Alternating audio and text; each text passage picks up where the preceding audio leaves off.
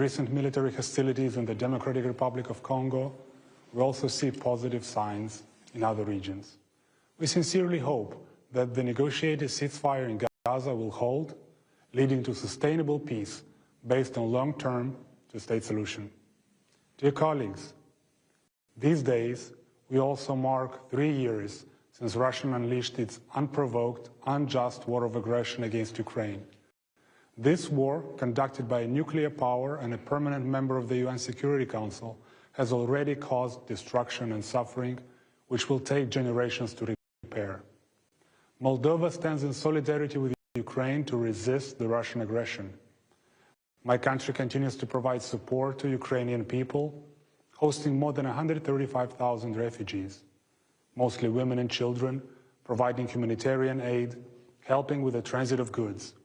As many as 70,000 Ukrainians are registered under temporary protection mechanism established in Moldova 2 years ago, benefiting from access to healthcare services, employment, education, including in their mother tongue. As discussions on peace are starting strongly, we believe that sustainable and comprehensive solution to this conflict entails the UN Security Charter being paramount, that it should bring justice through robust accountability mechanism for war crimes, prevent any new war through robust security guarantees, and open the way for the reconstruction of Ukraine. No discussion on Ukraine without Ukraine. Mr. President, as a candidate country on its EU accession path, the Republic of Moldova is strengthening the rule of law, fighting against corruption, and promoting respect for human rights and fundamental freedoms. In line with our international commitments and policy objectives, we will spare no effort to ensure the implementation of human rights standards. Equally, as a candidate country for the seat in the Human Rights Council for 27-29, Moldova will promote human rights as a foundation of a fair and just world, regardless of geographical area. Mr. President, the Republic of Moldova regularly updates the Council on human rights situation in the breakaway Transnistrian region of my country. This year, there is no exception. The situation continues to be dire, as the freedom of expression, of assembly, and of the press are still suppressed. Any dissenting voice or any show of opposition by local activists may result in a prison term on extremist charges, and we continue to receive notification in this regard. Criminal liability still stands for those who are daring to seek justice in international courts, such as the European Court of Human Rights. We welcome the recent release of a number of persons held behind bars in the Transnistrian region on political grounds. We call on the release of the remaining ones and hope this practice will not be repeated again. Let me also refer to the situation in the 8 latent script schools located in the region, which have been subject to constant and various forms of pressure and intimidation throughout the years. We urge the Russian Federation abide by international obligations and execute without further delay the European Court of Human Rights judgment in cases originating from the Transnistrian region of Moldova and pay the just satisfactions awarded by the court. As the Republic of Moldova takes over the presidency of the Committee of Ministers of the Council of Europe between November 25 and May 26, the execution of judgments will be one of our priorities. We'll also pay special attention to the fight against discrimination, disinformation, propaganda, strengthening local democracy, the protection of children and women's rights. Mr. President, Moldova will stay engaged in common efforts for ensuring the Council remains effective. We adhere also to the calls for strengthening the Office of the High Commissioner for Human Rights by ensuring sustainable, predictable, and adequate funding. In the year of the 80th anniversary of the foundation of the UN, the role of the Office of the Human Rights Council remains pivotal. Thank you. Thank you, Excellency. I now give the floor to His Excellency Archbishop Paul Gallagher, Secretary for Relations with State of the Holy See. Excellency, you have the floor.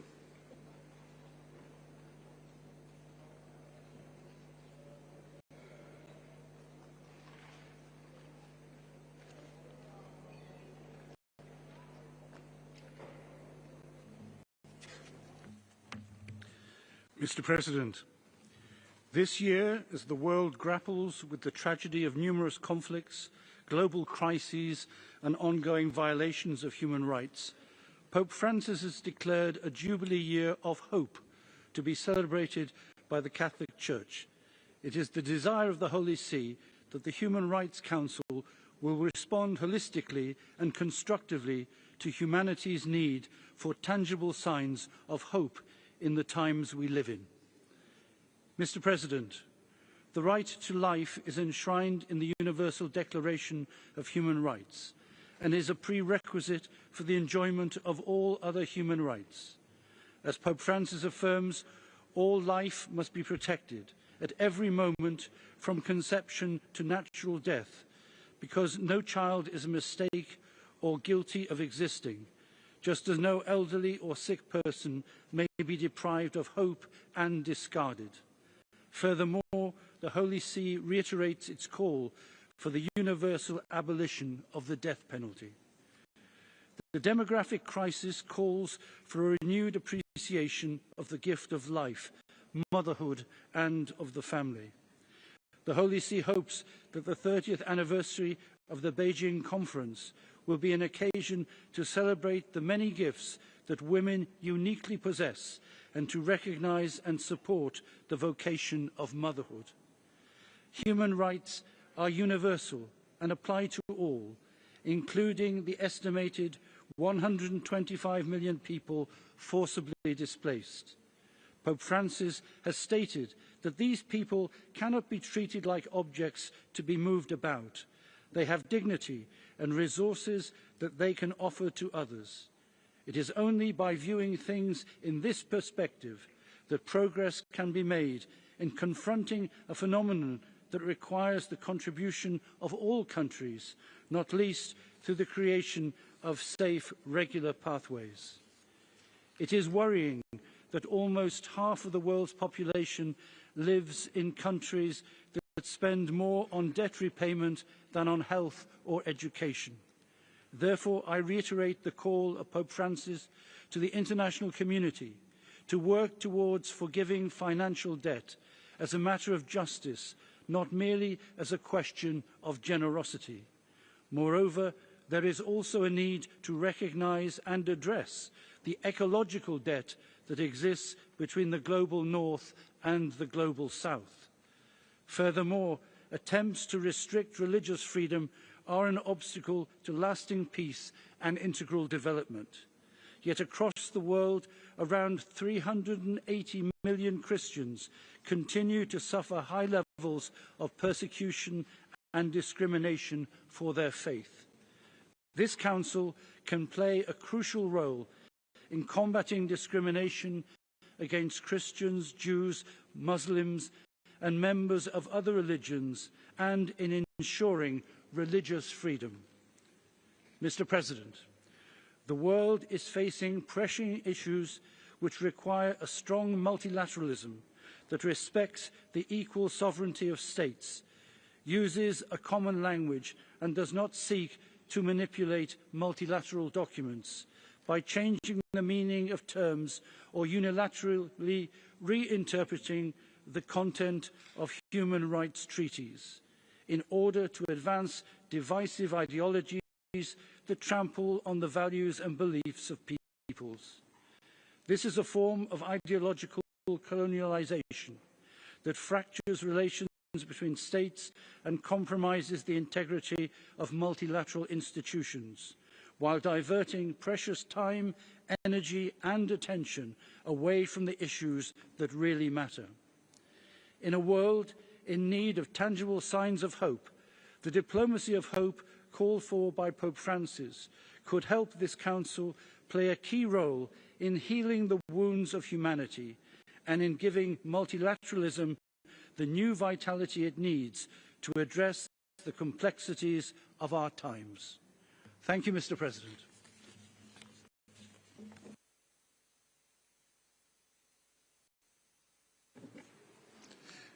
I thank you, His Excellency. Now I have the honor to give the floor to Her Excellency Ms. Maria Gabriela Sommerfeld-Rosero, Minister of Foreign Affairs and Human Mobility of Ecuador. Her Excellency, you have the floor by video. El Ecuador ha mantenido un compromiso con la defensa, promoción y protección de los derechos humanos, tanto en el sistema universal como en el ámbito regional. Mi país ha promovido el fortalecimiento del multilateralismo y los principios de cooperación y solidaridad internacionales que conduzcan el avance de la protección, promoción de los derechos humanos en el mundo. Mi país, Ecuador, es el primer Estado del mundo en haber ratificado los 27 instrumentos internacionales jurídicamente vinculantes en el área de derechos humanos y adecúa sus normas y su actuación a esos principios.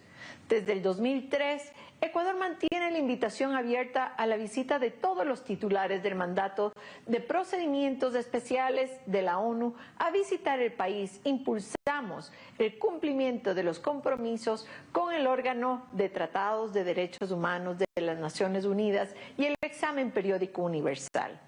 No obstante, el Ecuador y la región enfrentan una grave crisis de violencia, fruto de actuaciones de grupos vinculados con la delincuencia organizada transnacional que atentan contra la seguridad ciudadana y la soberanía del Estado y la convivencia pacífica de este. Me refiero en particular al alarmante aumento de la actividad transnacional de las organizaciones criminales. Estas redes ilícitas se han convertido en un cáncer que corroe el tejido social de nuestros países, alimentando la corrupción y generando violencia. En este sentido, hemos propuesto ideas visionarias para contrarrestar las fuerzas que socavan la convivencia pacífica entre las naciones. En diciembre del 2023, como presidente del Consejo de Seguridad, el Ecuador reafirmó su compromiso con la construcción de un mundo más justo, solidario e inclusivo. Creemos firmemente que todos los países, independientemente de su tamaño o poderío, tienen un papel que desempeñar en la promoción de la paz y la seguridad internacional. Esta visión integral de la paz y la seguridad debe ser el faro que guíe nuestras acciones. No podemos permitir que el crimen transnacional siga prosperando a expensas de la estabilidad y el bienestar de nuestras naciones y sus ciudadanos. Tenemos la convicción de que la paz y la seguridad son elementos que conducen al desarrollo.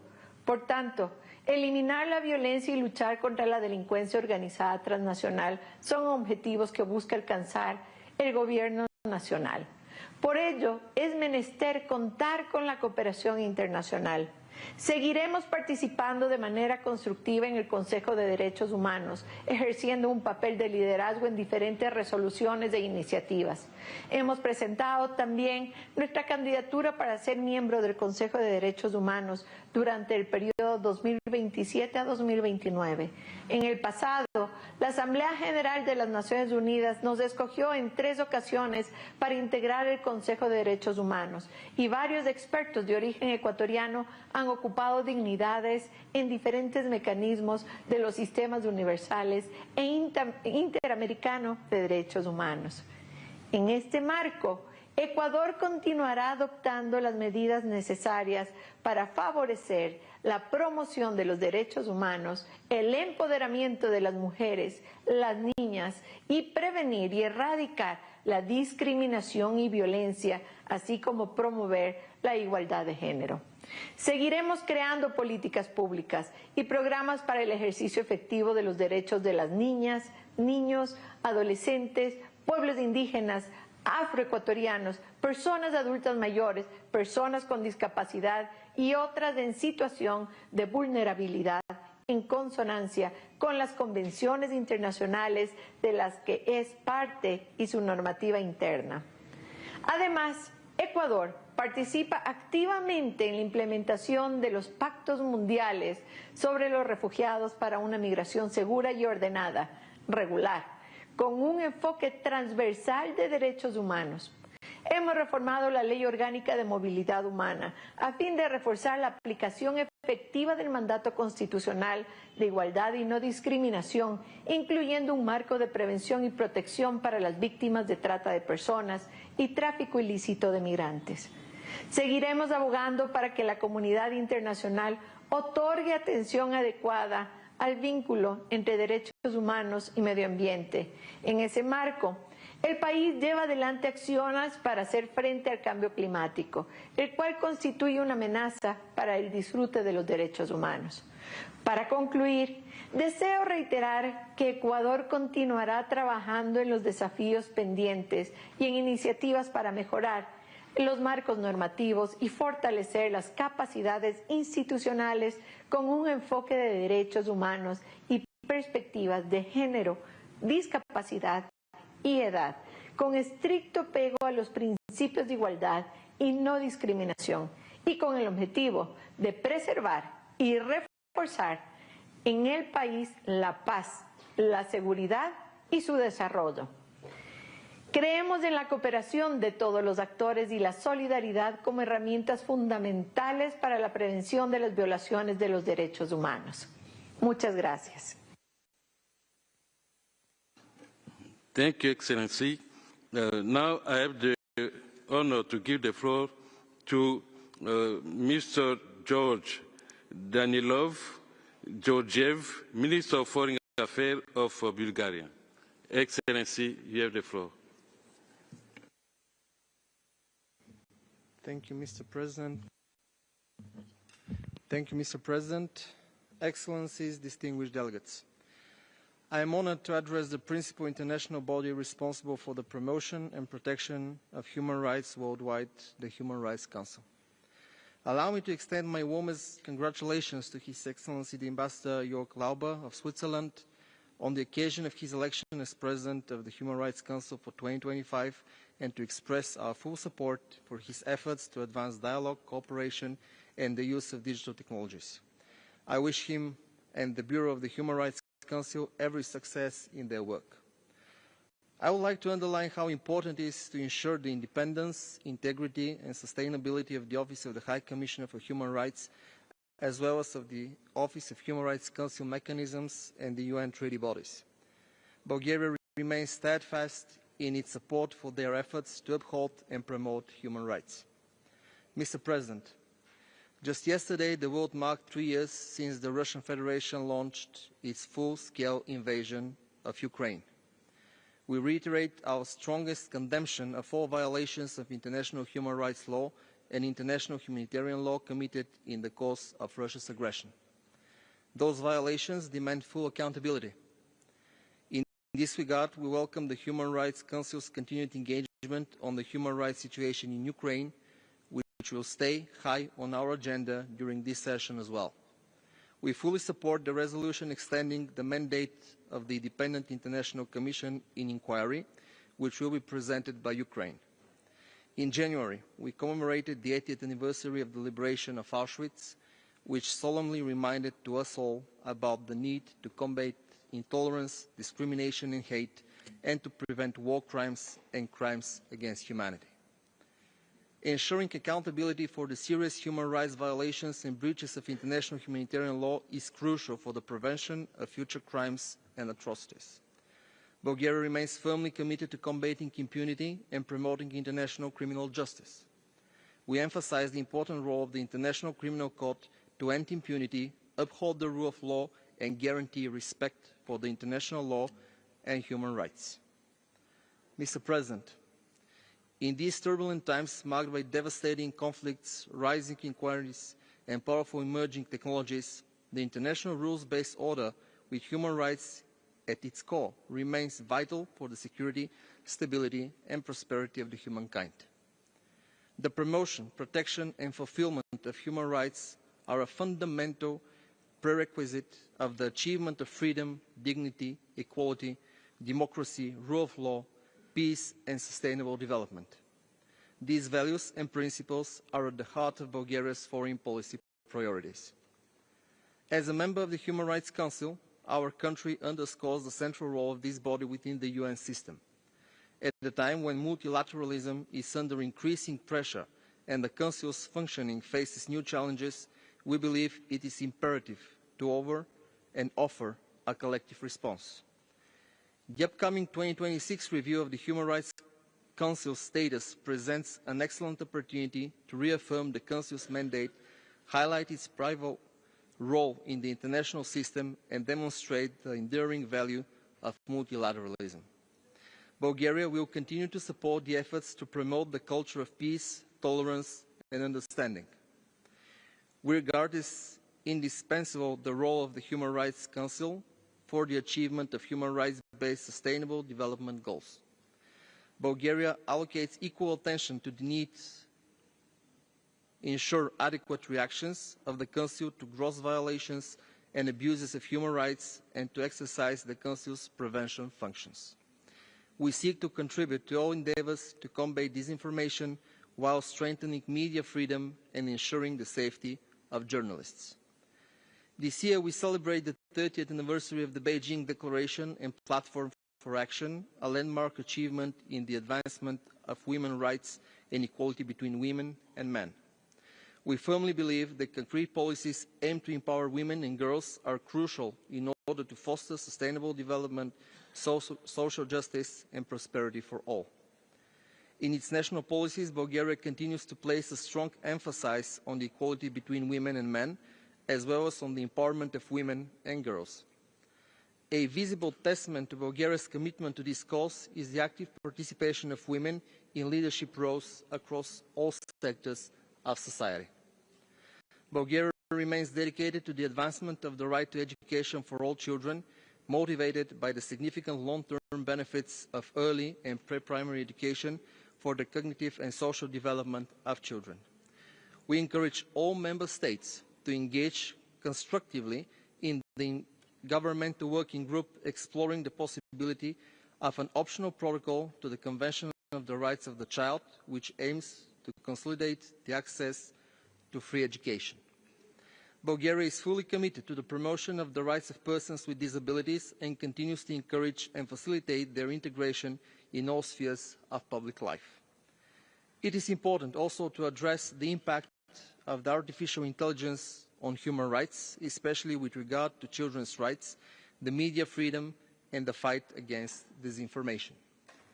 In conclusion, I would like to highlight again the leadership of the High Commissioner for Human Rights and his dedicated staff in the tireless strive to advance the cause of human rights around the world at this precious time. Let me also reaffirm Bulgaria's unwavering commitment to the principles of international law, universal human rights, dialogue, and continued strengthening of multilateral cooperation. These are the foundations for the progress that humankind has achieved so far, and they will continue to be the basis of which we can build a more just, inclusive, prosperous, and sustainable future for all of us. Thank you for the kind attention. I thank the Foreign Minister of Bulgaria for his statement. And now I give the floor to Mr. Jan Lipovsky, Minister for Foreign Affairs of Czechia, by video. Mr. Secretary General, High Commissioner Turk, President Lauber, Excellencies, ladies and gentlemen. We are living in difficult times. Armed conflicts, coups, and the humanitarian crisis are increasing. Human rights are under threat. It's our shared duty to defend them. This year, the United Nations marked its 80th anniversary. This is a moment to reflect on its founding principles. Czechia is a strong supporter of the UN human rights system. We are proud to serve on the Human Rights Council for the 5th time. The Council plays a key role in addressing the human rights crisis. We will not stand aside. Protecting human rights requires a united effort. Governments, civil society, activists, journalists, and media workers all have a role to play. If we fail, the consequences will be more suffering, greater inequality, and increasing instability. Women and girls must have full protection, online and offline. The 30th anniversary of the Beijing Action Platform reminds us of the power of inclusion. Russia's war of aggression against Ukraine continues to cause enormous human suffering. We must defend international law, condemn attacks on civilians, and hold Russia accountable for its crimes. Russia's occupation of Crimea and parts of Donbass has led to severe repressions. People face persecution and economic hardship. We call on Russia to release all political prisoners, including Irina Dalinovich and Emir Hussein Kuku.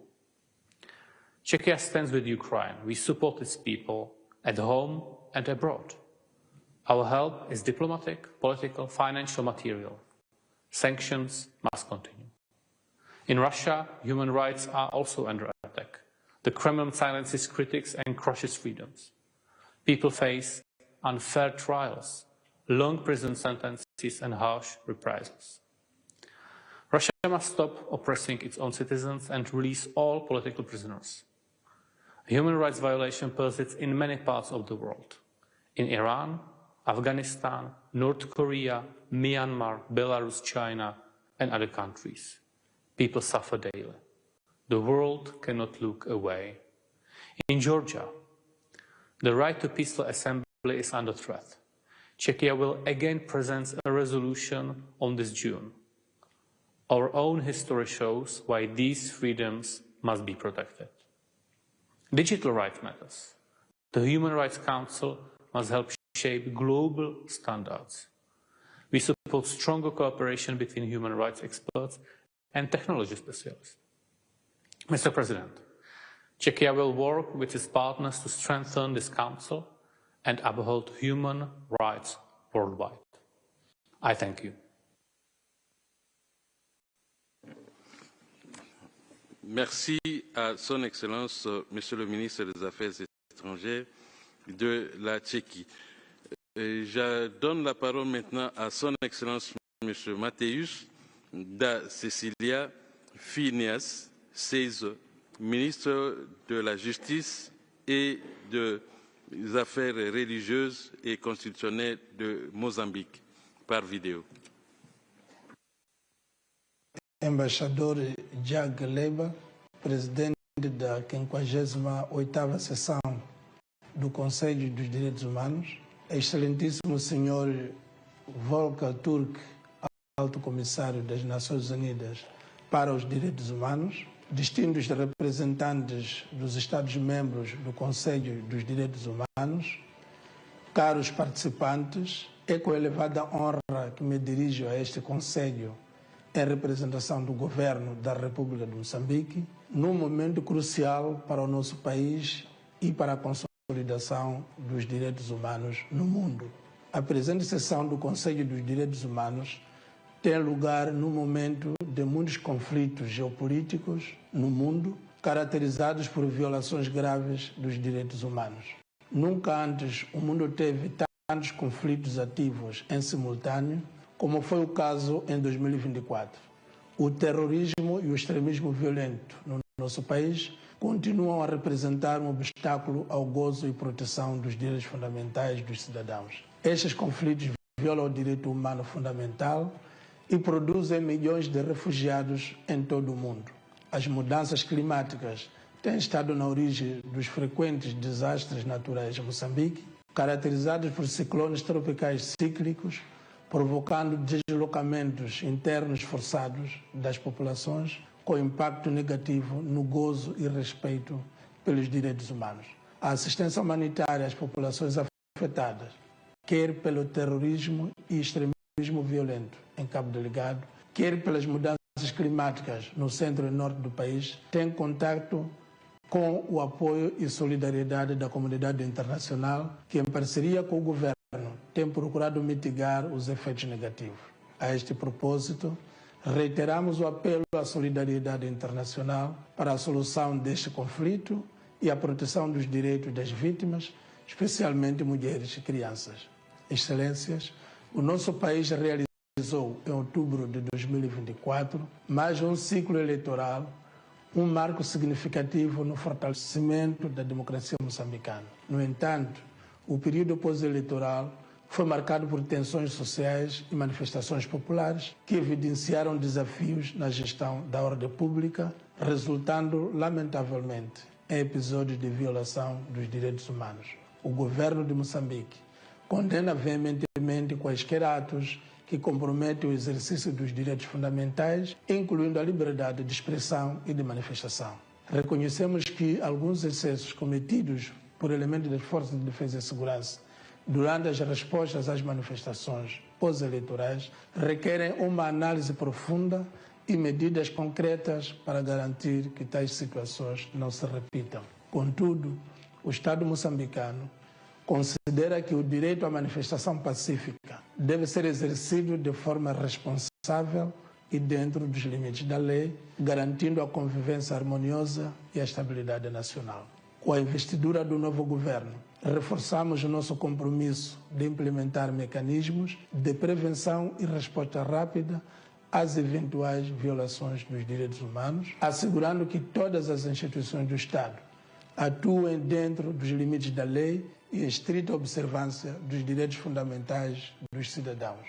O governo também está a reforçar os mecanismos de diálogo social para permitir que todas as vozes sejam ouvidas, garantindo que as manifestações pacíficas sejam respeitadas e protegidas, estando empenhado em implementar reformas estruturais no setor da justiça e em reforçar a capacidade das forças de defesa e segurança para atuarem em total respeito aos direitos humanos, em garantir investigações independentes e transparentes sobre as alegações de abuso e violência, assegurando justiça às vítimas. Neste desiderato, contamos com o apoio técnico deste órgão. Para terminar, reafirmamos o seu compromisso inabalável com a promoção, proteção e defesa dos direitos humanos, em consonância com os princípios consagrados na Declaração Universal dos Direitos Humanos, na Carta Africana dos Direitos do Homem e dos Povos e demais tratados internacionais em matéria dos direitos humanos de que é Estado parte. Agradecemos ao Conselho dos Direitos Humanos pelo seu trabalho incansável e reiterar a nossa disponibilidade em continuar a colaborar com este órgão e seus mecanismos na busca de soluções que beneficiem não apenas Moçambique, mas toda a comunidade global. Muito obrigado pela atenção dispensada. Nous remercions Son Excellence, Monsieur le ministre de la Justice et des Affaires religieuses et constitutionnelles de Mozambique. Et nous voulons aussi, au nom des interprètes qui l'ont dit, n'avoir pas été possible pour eux de pouvoir interpréter le texte ou la déclaration de Son Excellence, Monsieur le ministre, à cause de la qualité de la vidéo. Nous poursuivons notre discussion et j'accorde maintenant la parole à Son Excellence, Monsieur Virgiba Era, ministre des Affaires étrangères de Sri Lanka. Excellence, vous avez la parole.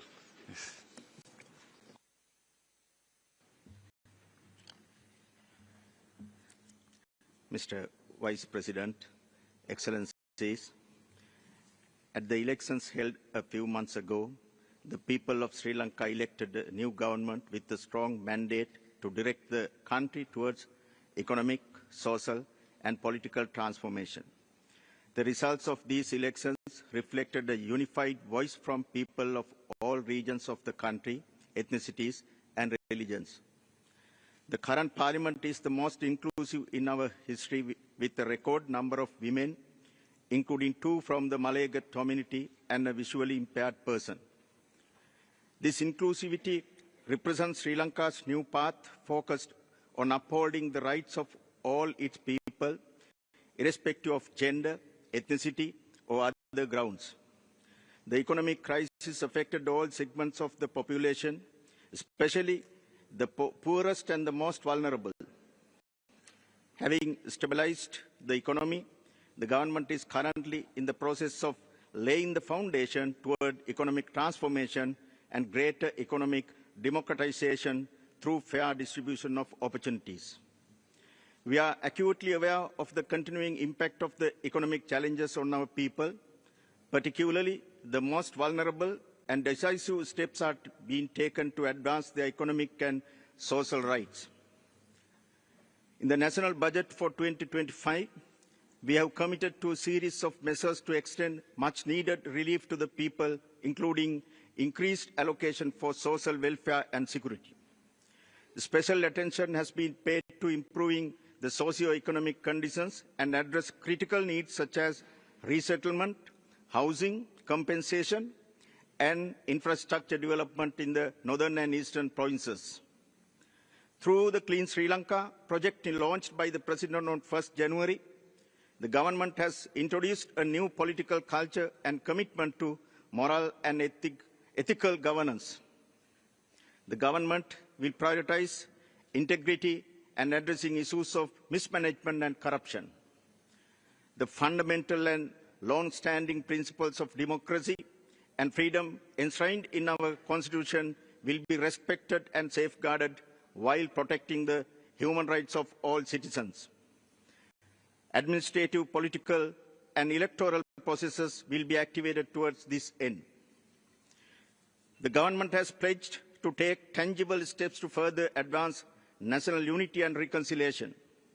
The President has proposed to declare a Sri Lankan Day in line with our vision for a reconciled Sri Lanka and bridging gaps between communities. We will ensure that the domestic processes established to address remaining challenges from the conflict will continue their work in an independent and credible manner. Domestic institutions such as the Office on Missing Persons, Office for Reparations, and Office for National Unity and Reconciliation will be strengthened. The contours of a Truth and Reconciliation framework will be further discussed with the broadcast possible cross-section of stakeholders to ensure a process that has the confidence of all Sri Lankans.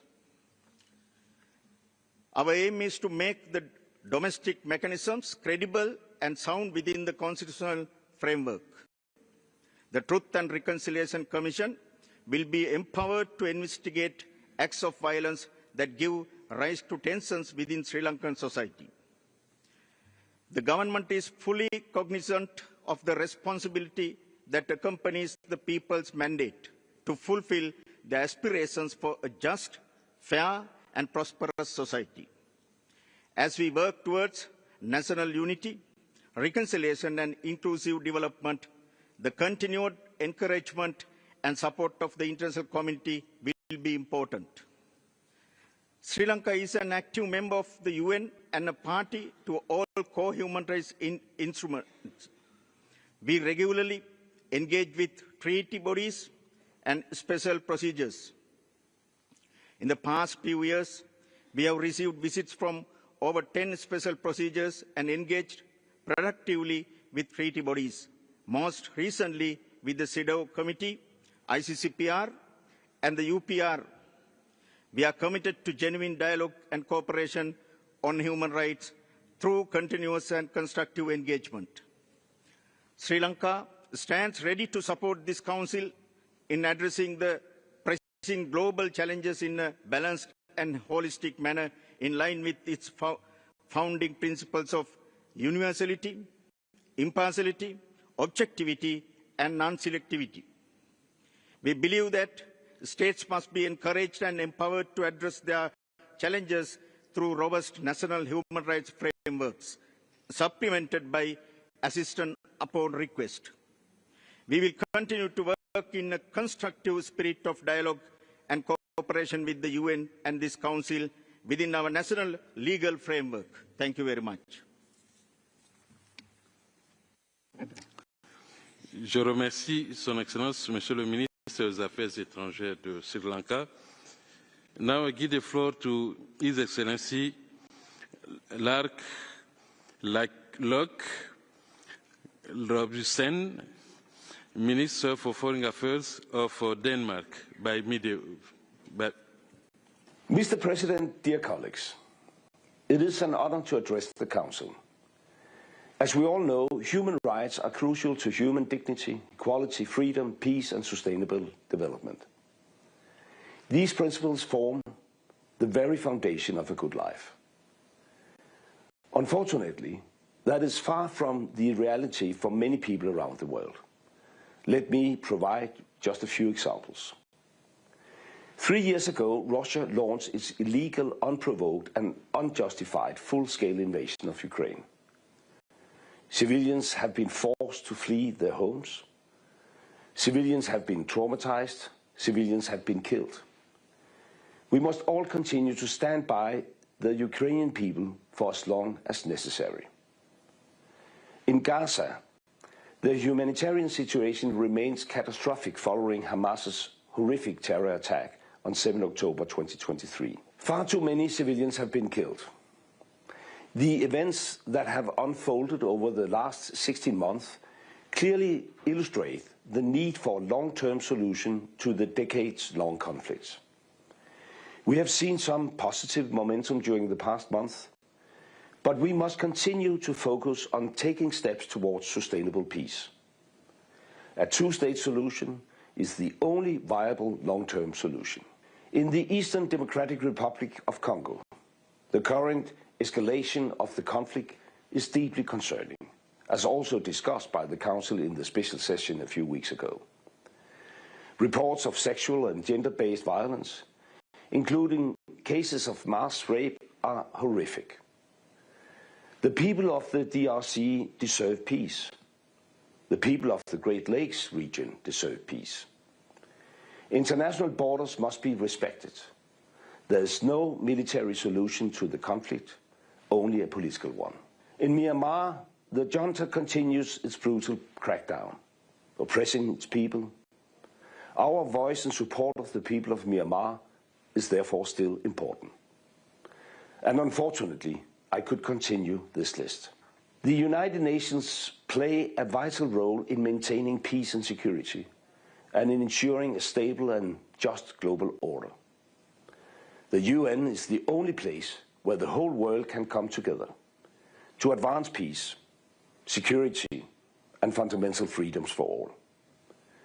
The importance of international law cannot be overstated. No nation can stand alone. Global challenges demand global solutions. We cannot afford to move backward. Our collective goal must be in a world free of war, a world free of poverty, a world free from the suppression of human rights. Thank you. I thank the Foreign Minister of Denmark for his statement. Maintenant, j'aimerais donner la parole à Son Excellence M. Paul-Marie Gondjoud, ministre de la Justice et garde des Sceaux du Gabon. Excellence, vous avez la parole.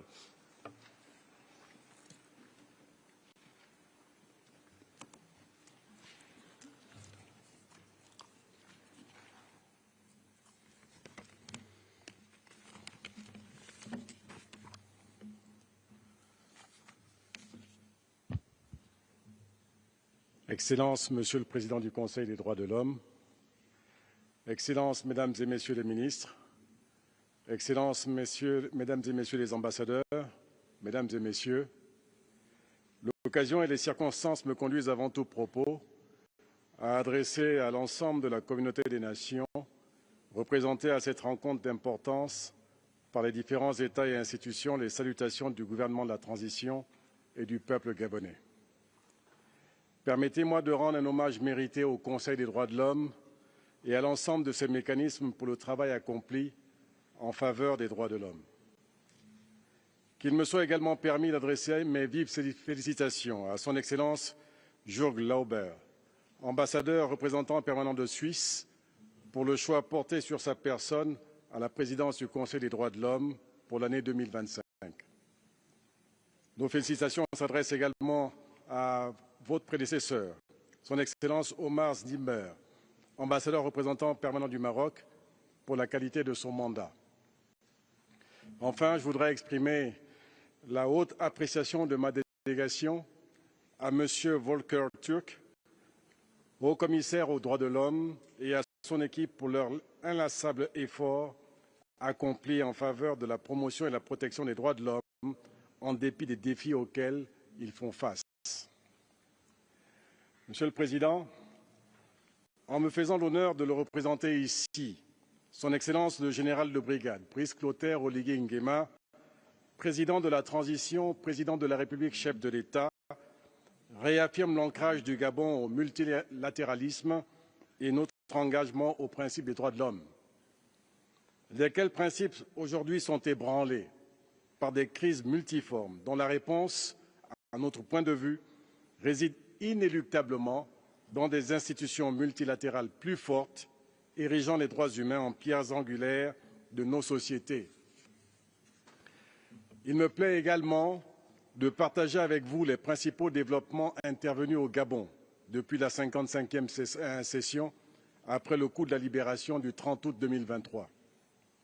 La détermination des autorités de la transition à garantir le respect des droits de l'homme depuis 16 mois s'est traduite par les efforts consentis et les actions menées au plan national et international avec l'appui des partenaires internationaux. Dans le cadre de la coopération avec les mécanismes des droits de l'homme, mon pays se réjouit d'avoir reçu la visite du sous-comité de prévention de la torture au mois de mars 2024, de même qu'il a transmis les rapports au titre de la Convention contre la torture et autres peines ou traitements cruels, inhumains et dégradants et de la Convention pour l'élimination de la discrimination raciale. Au niveau national, de nombreuses mesures ont été menées avec l'appui des partenaires pour rendre effectifs les droits de l'homme. Au mois de janvier dernier, un atelier a été organisé à l'endroit des membres du mécanisme national d'élaboration des rapports sur l'utilisation de la base des données et sur l'adoption du plan d'action de mise en œuvre des recommandations du 4e cycle de l'EPU. La promulgation de la loi 23/2024 du 21 novembre 2024 portant réorganisation de la Commission nationale des droits de l'homme en République gabonaise constitue une avancée majeure pour la réalisation des droits de l'homme dans mon pays. Un appel à candidature a été publié le 12 février dernier et la sélection des membres se fera dans les semaines à venir par l'Assemblée nationale. Il en est de même du décret 133 du 27 mars 2024 portant création, attribution, organisation et fonctionnement de la Commission nationale des droits de prévention et de lutte contre la traite des personnes en République gabonaise, organe de coordination des questions de traite des personnes qui vient renforcer le dispositif existant en la matière. Sur le plan pénal, les infractions et principes relatifs à la réparation des préjudices causés par les violations des droits de l'homme ont été pris en compte dans le cadre de la révision du Code pénal et du Code de procédure pénale pour un meilleur respect et une meilleure protection des droits humains. Dans le domaine de la santé, il me plaît aussi de mentionner ici que le gouvernement a progressivement adapté ses actions aux enjeux de la transition nationale par la mise en œuvre de projets stratégiques visant à améliorer l'offre de soins, renforcer la gouvernance et surtout assurer aux services de santé tous les Gabonais. Monsieur le Président, depuis le mois d'août 2023, les autorités de la transition sont engagées par le biais d'une feuille de route dans des réformes politiques et institutionnelles visant à favoriser le retour à un ordre constitutionnel apaisé et sécurisé avant l'organisation des élections. Les dites réformes, menées avec l'implication des forces vives de la nation, ont principalement porté sur la tenue du dialogue national inclusif du 2 au 30 avril 2024, qui a enregistré plus de 680 participants, y compris ceux de la diaspora. L'adoption d'une nouvelle constitution au terme d'un référendum qui consacre entre autres un septennat renouvelable une seule fois dans le cadre d'un régime présidentiel avec la particularité de l'interdiction d'une transmission dynastique du pouvoir. Elle renforce l'état de droit et consolide les bases de la réconciliation nationale et de la cohésion sociale. L'adoption de la loi organique 1/2005 du 19 janvier 2025 portant code électoral en République gabonaise qui apporte des innovations majeures visant à simplifier le cadre juridique, à renforcer la transparence et la régularité des scrutins et mieux prendre en compte les attentes des citoyens en termes de sincérité des résultats des élections. Au titre des nouveautés, on note la mise en place avant chaque élection d'une autorité indépendante chargée de veiller à la transparence et à la sincérité des scrutins. la création de 2 sièges de députés pour la diaspora gabonaise, le droit de vote pour les citoyens incarcérés, l'introduction de quotas de 30% de candidatures pour les femmes et de 20% pour les jeunes. L'implication des femmes au processus électoral s'inscrit dans le droit fil de notre détermination à faire appliquer la déclaration et le programme d'action de Beijing lancé il y a plus de 30 ans. Sur cette question, il est essentiel de relever la dynamique pour renforcer les droits des femmes, promouvoir l'égalité des sexes et lutter contre les violences faites aux femmes à travers l'adoption d'une stratégie nationale pour l'égalité des genres. Monsieur le Président, Mesdames et Messieurs, notre session se tient au moment où le Gabon entre dans une république établie par la nouvelle Constitution qui renforce l'état de droit, consolide les libertés et la gouvernance démocratique. En effet, mon pays s'achemine vers la fin de la période de transition par l'organisation de l'élection présidentielle le 12 avril prochain, suivie d'élections législatives et locales. Je saisis cette occasion solennelle pour remercier l'ensemble de nos partenaires bilatéraux, régionaux et multilatéraux pour l'accompagnement et le soutien apporté dans le processus de stabilisation et de retour à un ordre constitutionnel sécurisé et apaisé. La coopération internationale renforcée étant, à notre humble avis, l'unique option pour des solutions durables en matière de droits de l'homme. Je vous remercie. Merci beaucoup, Excellence, Monsieur le Ministre de la Justice du Gabon. Merci. Now I give the floor to His Excellency Mr. Andreas Kravik, State Secretary of Foreign Affairs of Norway. Excellency, you have the floor.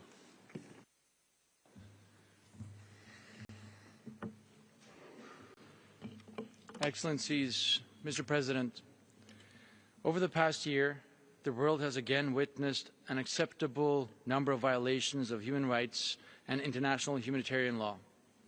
We have seen an increased willingness to disregard the important lessons of the past and ignore our responsibility to stand up for human rights and fundamental freedoms. The UN Charter, international humanitarian law, and human rights must be respected and protected. Violations are unacceptable. If states can safely violate international law, its credibility collapses. And, obviously, it will be harder to uphold international law in the future. In Ukraine, Russia has shown a blatant disregard for the UN Charter, international humanitarian law, and human rights. Yesterday, in the UN headquarters in New York, the vast majority of UN member states gathered around defending international law, the UN Charter, and a sustainable peace for Ukraine. Ukraine's fight for freedom is our fight for freedom, and Russia's aggression continues, and we need to remind ourselves that this is a Russian war of choice. Russia could end this war tomorrow. Norway will not relent in our support for Ukraine.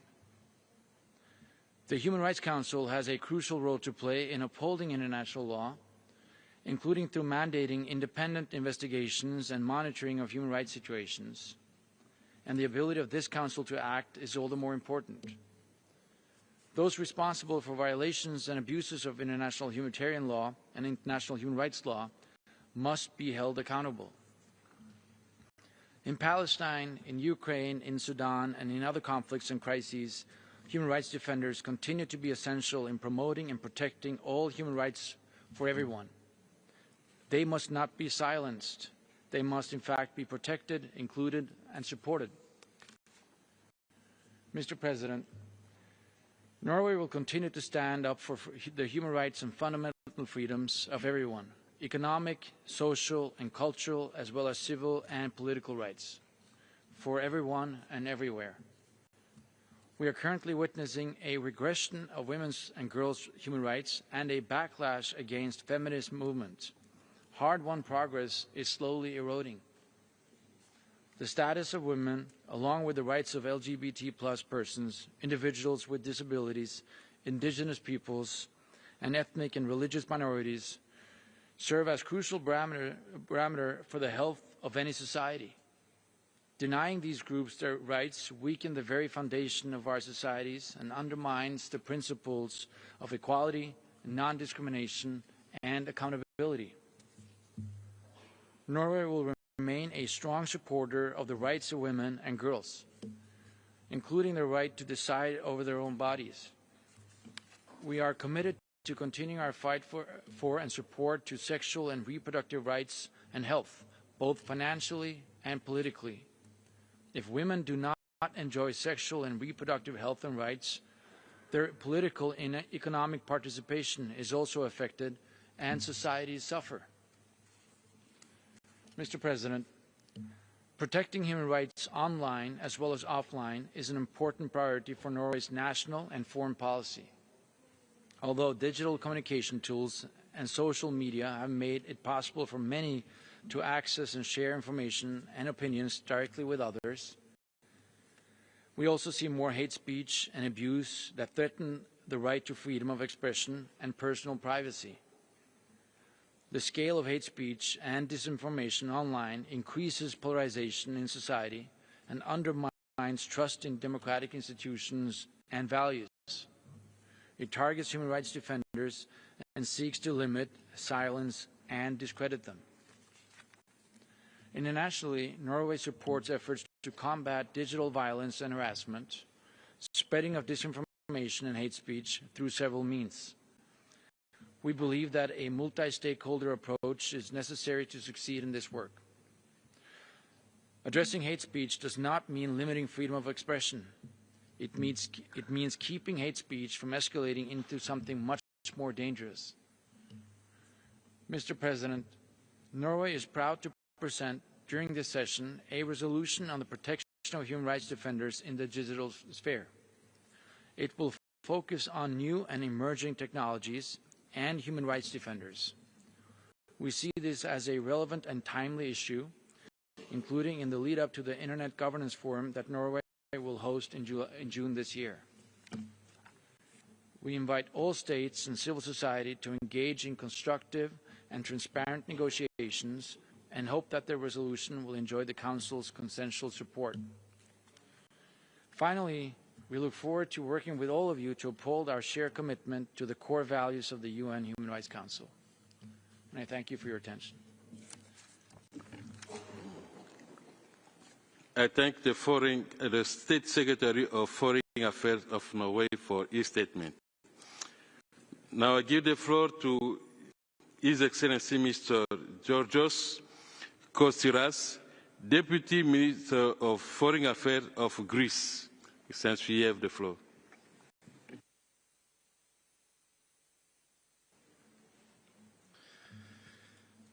Your Excellency, High Commissioner for Human Rights, President of the Human Rights Council, Excellencies, it's a great honor for me to address the 58th high-level segment of the Human Rights Council. I wish to express our utmost appreciation for the work of High Commissioner Turk, whom we warmly thank for his inspirational visit to Athens last November. Today, the world faces truly unprecedented challenges and conflicts that brutally violate human rights law, humanitarian law, and the United Nations Charter. The human rights situation in Ukraine, the Middle East, Sudan, the DRC, and other conflict zones has caused hundreds of thousands of deaths, starvation, and millions of refugees. The multilateral system itself is challenged as never before. In this framework, this Council is a source of hope, where human rights are not simply at the center of our decisions, but an end in itself. These days, in all international fora, there is one common topic for discussion: the third anniversary of Russia's invasion of Ukraine. We stand in sorrow and respect for the thousands of our fellow human beings who lost their lives during the war. For Greece, it is a matter of principle. We will always oppose the threat of the use of force. Greece will always advocate for the peaceful settlement of disputes, with full respect to international law and the UN Charter. The only solution is a diplomatic solution that will lead to the cessation of the deadly hostilities and the establishment of a generally acceptable, just and lasting peace for Ukraine with adequate security guarantees. In the Middle East, the ceasefire and hostage release agreements are significant breakthroughs. Now, all hostages have to be released to ensure a permanent end to hostilities, and the political process must start paving the way for the reconstruction of Gaza. With deep regret, we note that since October 7th, anti-Semitism has spiked worldwide. We must do our utmost together to fight anti-Semitism, Holocaust denial, and preserve our democratic and human rights values. Greece reiterates its unwavering support for Syria's unity, sovereignty, and territorial integrity. Syria needs an inclusive government where all ethnic and religious communities participate, protecting the legitimate rights of all Syrians, a government free of external intervention, respecting international law. Greece, on its part, is a pole of stability in the entire region. Prime Minister Mitsotakis and Foreign Minister Gerapetritis have repeatedly visited the Middle East to promote peace and stability. We declare our readiness to contribute actively with humanitarian aid and technical assistance in institution building in Syria and the region. We welcome the deployment of 2 OHCHR teams to Armenia to collect information about displaced persons and refugees from Nagorno-Karabakh. Mr. President, Greece, a nation whose history has profoundly shaped the values of democracy, diplomacy and dialogue, fully supports the multilateral human rights system within the United Nations. As an elected non-permanent member of the United Nations Security Council, Greece is working hard to advance the peaceful settlement of disputes, international law, climate and maritime security, and protect women and children in armed conflict. Greece actively promotes the Human Rights Council's vital work, focusing on youth, sport, and human rights education as an open window for progress, notably by co-sponsoring relevant resolutions. In times of severe challenges, there is but one way forward: working together, building bridges in trying to reach our common goals. At the national level, Greece systematically implements strategic master plans on key social issues. In parallel, we have introduced targeted horizontal policies, continuously evaluated through central government mechanisms. Each initiative marks a significant step toward a more just and inclusive society rooted in the rule of law. As regards to the human rights of refugees, we have radically improved our asylum system, our reception facilities, and our unaccompanied minors program, while strengthening the protection of EU borders and intensifying efforts to combat smuggling networks. The Greek Coast Guard has saved more than 500,000 lives in the sea. Regarding allegations that were heard yesterday in this room, Greece constantly places particular emphasis on safeguarding the rights of the Muslim minority of Thrace, a religious minority according to the Treaty of Lausanne. Its members enjoy both special protection as a religious minority in accordance with the said treaty and their full rights as Greek and EU citizens. And from this floor, I would like to reiterate Greece's firm support for a just and viable solution of the Cyprus issue according to the United Nations Security Council resolutions. This solution would be the best guarantee for the rights of all Cypriots. Mr. President, as a candidate country for the HRC 2028-2030, Greece reiterates its unwavering readiness to contribute substantially to the long-term effectiveness of the United Nations system. Together, we can build a world where human dignity is not just an aspiration, but a reality for all future generations. Thank you. I thank you, Excellency, for your statement. Now, I give the floor to His Excellency Mr. Nuno Sampaio, Secretary of State for Foreign Affairs and Cooperation of Portugal. Excellency, you have the floor.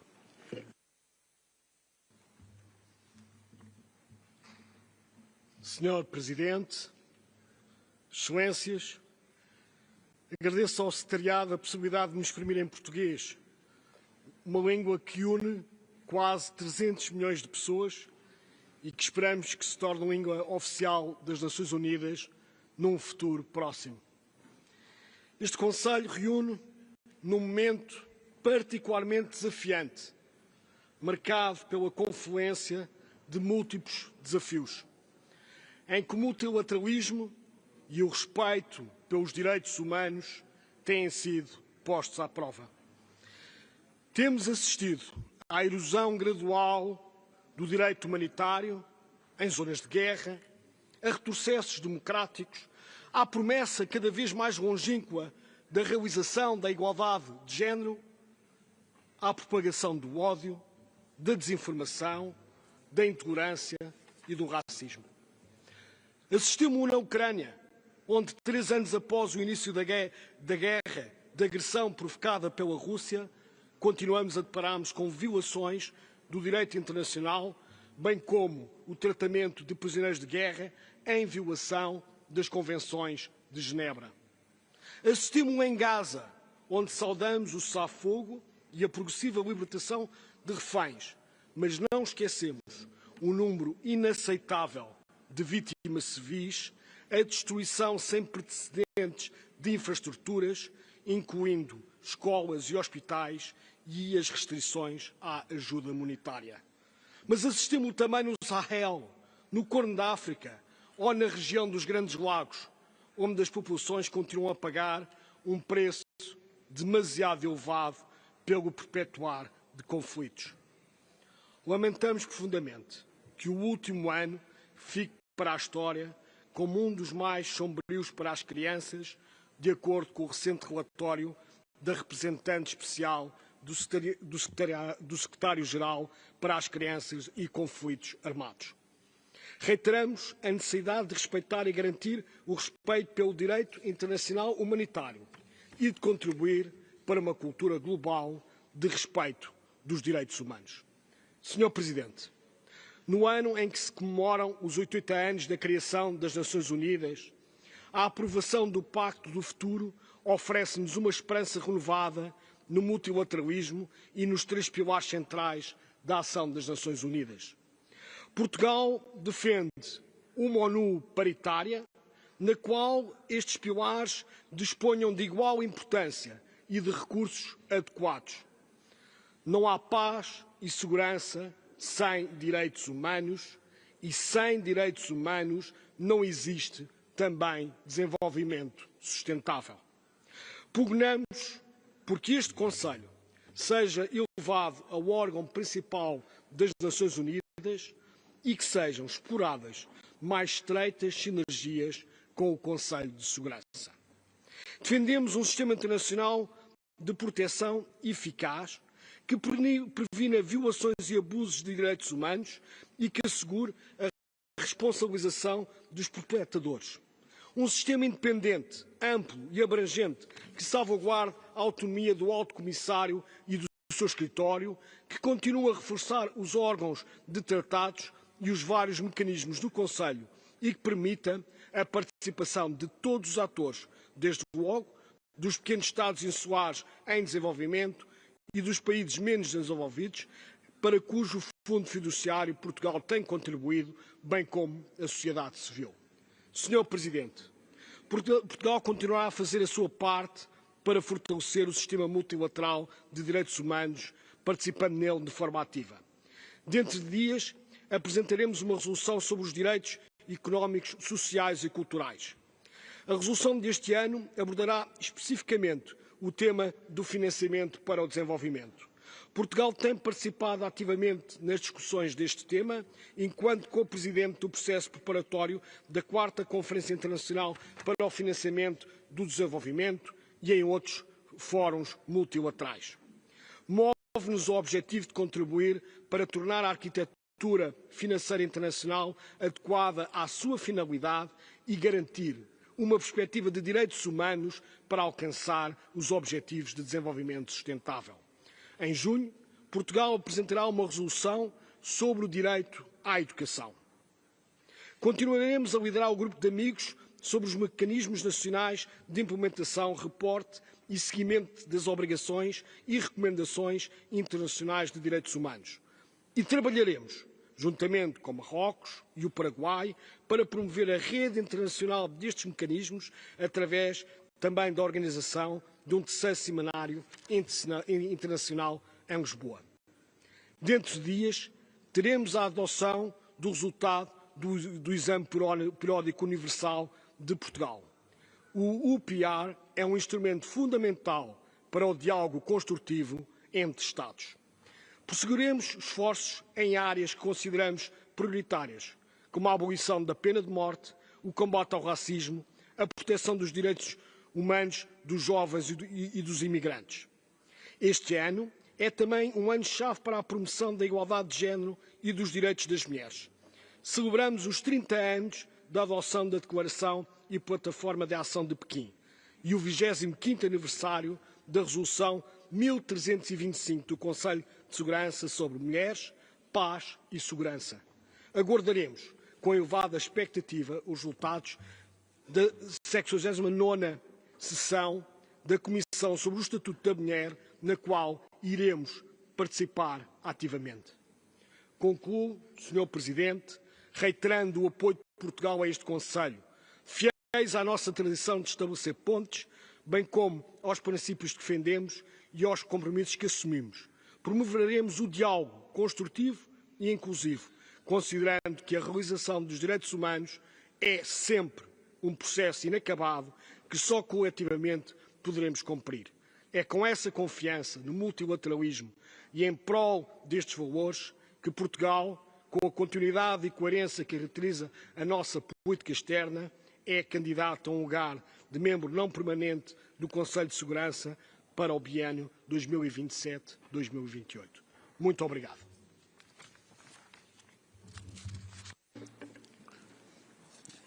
I would like to thank His Excellency Mr.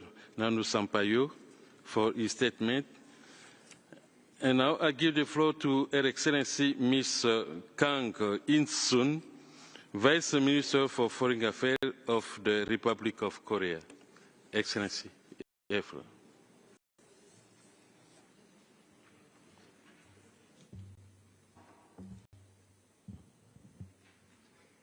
Mr. Vice President, distinguished delegates, it is my second time addressing this August Chamber following last year. And this year, I am standing before you with an even keener sense of responsibility as the Republic of Korea has embarked on its role as a member of the Human Rights Council. We celebrate the 8th anniversary of the UN and recall its spirit rooted in humanity's inherent longing for peace. Yet, we still witness grave human rights situations unfolding in all corners of the globe. The war against Ukraine just reached its third year yesterday, and it has been further complicated by strengthened military ties between Russia and the DPRK. Daily, we hear reports of the eroding human rights situation in Gaza and the DRC. The rise of emerging technologies is adding to the complexities of human rights challenges like a Pandora's box. As rightly observed by the High Commissioner, the key to resolving today's conflicts and crises rests in greater respect for human rights, not less. In this regard, 2025 offers a fitting opportunity to double down on our efforts in enhancing human rights as we start to implement the Pact for the Future adopted last year. As a member of the Human Rights Council, we will constructively engage with the international community, focusing on the following key priorities. First, we reiterate our unwavering belief in the Council and UN human rights mechanisms as well as a bastion of promoting and protecting human rights. Human rights are universal and every voice counts. The Council plays an indispensable role in helping developing countries build the capacity to advance human rights norms and policies. Korea will continue to support such endeavors to ensure that human rights-based approaches are effectively implemented around the world. Second, the digital transformation. It is reshaping our world, and it presents both opportunities and challenges for human rights. Recognizing these transformative developments, Korea has made it a priority to tackle these complexities through a human rights-based approach. We are committed to leveraging our digital expertise to help the Council navigate the evolving human rights landscape in the digital age. In this regard, we will table our fourth resolution on this critical issue at the 59th session. Third, we must do more to protect women, girls, and other vulnerable groups, especially in times of escalating conflicts and protracted crises. This year marks 30 years since the Beijing Declaration and 25 years since UN Security Council Resolutions 1325. It is a crucial moment to renew our wholehearted commitment to gender equality. Korea has long supported the WPS agenda, and we have been promoting survivor-centered responses to gender-based violence in conflict. As a country with the historical experience of women and girls victimized as a comfort to women, we view the WPS agenda as a particularly relevant and significant. We will continue to work together with the Japanese government to restore the honor and dignity of the comfort to women and to help to heal their psychological wounds. At the last June Security Council briefing on the human rights situation in the DPRK, the High Commissioner accurately captured the dire situation on the ground, a stifling, claustrophobic environment where life is a daily struggle devoid of hope. The DPRK's deployment of its troops to Russia once again highlights the linkage between the DPRK's human rights abuses and its ramifications for international peace and security, like two sides of the same coin. Reportedly, DPRK soldiers are drawn to the battlefield unaware of their involvement in the real combat and trained to commit suicide when captured, which is incompatible with the right to life. We are deeply concerned about the inhumane treatment of the DPRK escapees being forcibly repatriated, including extrajudicial executions, arbitrary detentions, and enforced disappearances, as reported by the multiple UN special procedures. We reiterate our call for the states to respect the principle of non-refoulement. My government once again strongly urges the DPRK to immediately resolve all issues relating to abductees, detainees, and unrepatriated prisoners of war, including the prompt release of the 3 Korean missionaries, Kim Jong-uk, Kim Guk-ki, and Chae Chun-gil. We strongly urge the DPRK to heed the international community's recommendations made during last year's UPR and take prompt actions to bring about fundamental change in its dire human rights situation. And we look forward to the release of the High Commissioner's comprehensive report, which updates the human rights situation in the DPRK since 2014. Rising from the ashes of war, my country overcame devastation, poverty, and national division.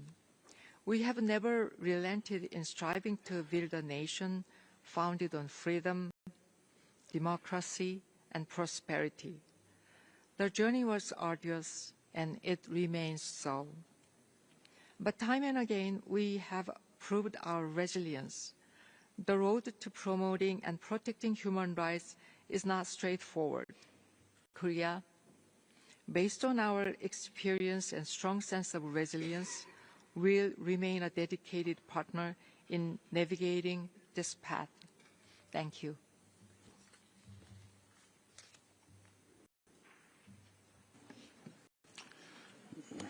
Je remercie Son Excellence, Madame la ministre des Affaires étrangères de Corée. Maintenant, je donne la parole à Son Excellence Monsieur Neil Richmond, Minister of State for International Development and Diaspora of Ireland. Excellency, you have the floor.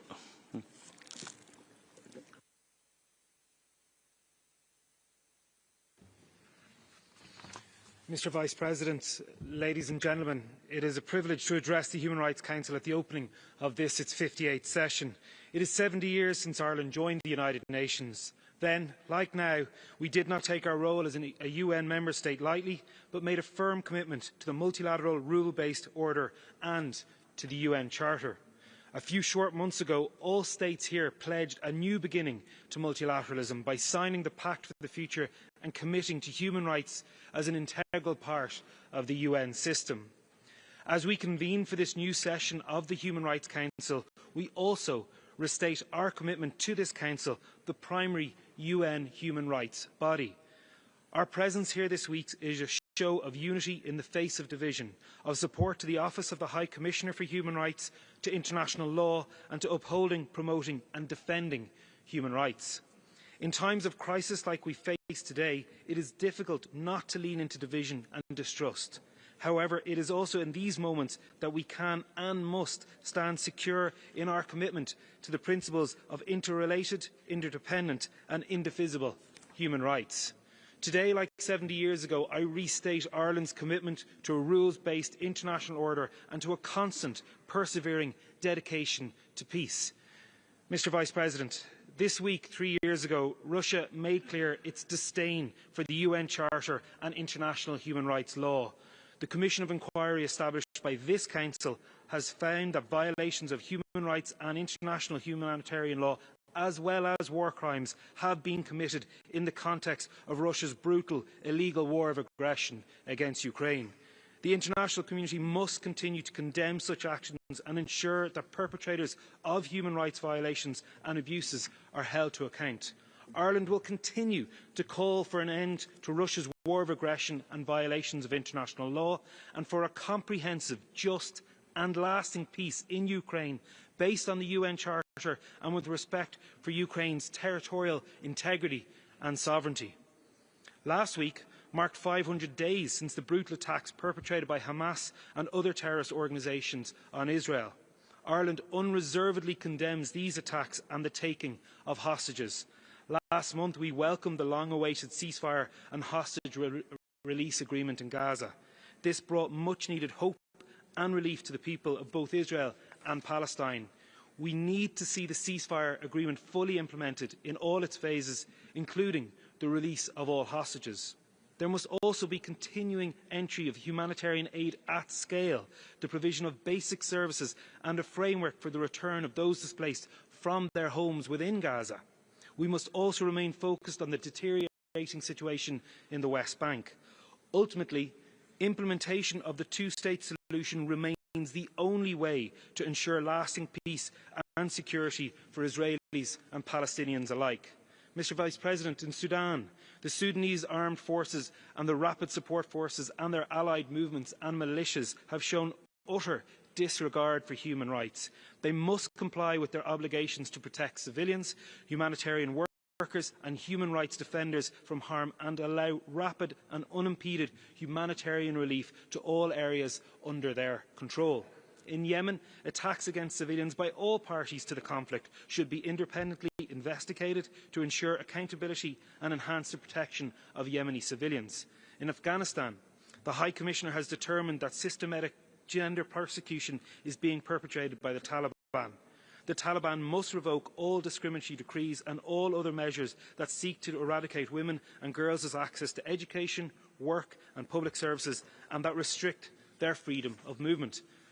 Mr. Vice President, Ireland is firmly committed to protecting and advancing both civil and political and economic, social and cultural rights. In recent years, the Human Rights Council has addressed the human rights implications of climate change. We have discussed how to enhance global protection against business-related human rights abuses, advocated for a human rights-based approach to new and emerging technologies, promoted gender equality and advanced guidance on the elimination of all forms of racial discrimination and the prevention of violence and discrimination against LGBTI+ persons. A crucial component of this process is the constant open engagement with civil society partners. We have and must continue to advance protections for civil society and for human rights defenders. Mr. Vice President, this Council must be enabled to fulfil its role as the primary intergovernmental body for the promotion and protection of human rights globally. The Office of the High Commissioner must be adequately resourced and empowered to carry out its vital work. The guidance and recommendation of special procedures and of the treaty body committees must be heeded. Respect for human rights is where our values and interests align. It is through more respect for human rights that we achieve peace, prosperity and sustainable development. Mr. Vice President, in conclusion, as you will be aware, Ireland is seeking membership of the Human Rights Council for the term 2027 to 2029. If elected, we will protect and champion the universality of human rights and the principle of non-discrimination. We will be an advocate for prevention and for accountability, and we will work in partnership and good faith with all who share our commitment to multilateralism and the values and principles set out in the UN Charter and the Universal Declaration of Human Rights. Gurmina Mahagav, and thank you very much. I would like to thank you, His Excellency. And now I give the floor to Son Excellence Madame Isabelle Béraud Amadei, conseiller de gouvernement, ministre des Relations extérieures et la coopération de Monaco par vidéo. Monsieur le Président du Conseil des droits de l'homme, Monsieur le Haut-Commissaire, Excellences, Mesdames, Messieurs, en tout premier lieu, je souhaite réaffirmer, une nouvelle fois, l'importance que revêt pour la Principauté de Monaco le respect des droits de l'homme, du droit international et de nos engagements communs en faveur des buts et principes des Nations Unies. Il y a quelques semaines, j'ai eu l'honneur de mener la délégation monégasque lors des cérémonies organisées dans le cadre du 80e anniversaire de la libération du camp d'Auschwitz-Birkenau. Ces émouvantes commémorations, en honorant la mémoire de millions de victimes de la barbarie humaine, ont mis en lumière le bien fondé du combat en faveur des droits de l'homme, de leur universalité et de leur indivisibilité. Il s'agit d'un combat permanent et plus que jamais d'actualité. Alors que les tensions géopolitiques, les conflits régionaux ou interétatiques et les crises humanitaires perdurent, il est de notre responsabilité commune de toujours défendre les valeurs sur lesquelles est bâti le système onusien. La guerre n'y a pas sa place, pas plus que les conditions de vie inacceptables dans lesquelles est plongée une grande partie de l'humanité. Ainsi, en Ukraine, 3 ans jour pour jour après le début de l'agression russe, les armes ne se sont toujours pas tues. Les violations graves des droits de l'homme s'y poursuivent, comme en attestent les rapports soumis à ce Conseil par votre bureau, Monsieur le Haut-Commissaire, ainsi que par la Commission d'enquête internationale. Ce travail de documentation est inestimable et indispensable dans l'optique d'établir les responsabilités. Cette année encore, Monaco soutiendra le renouvellement du mandat de la Commission.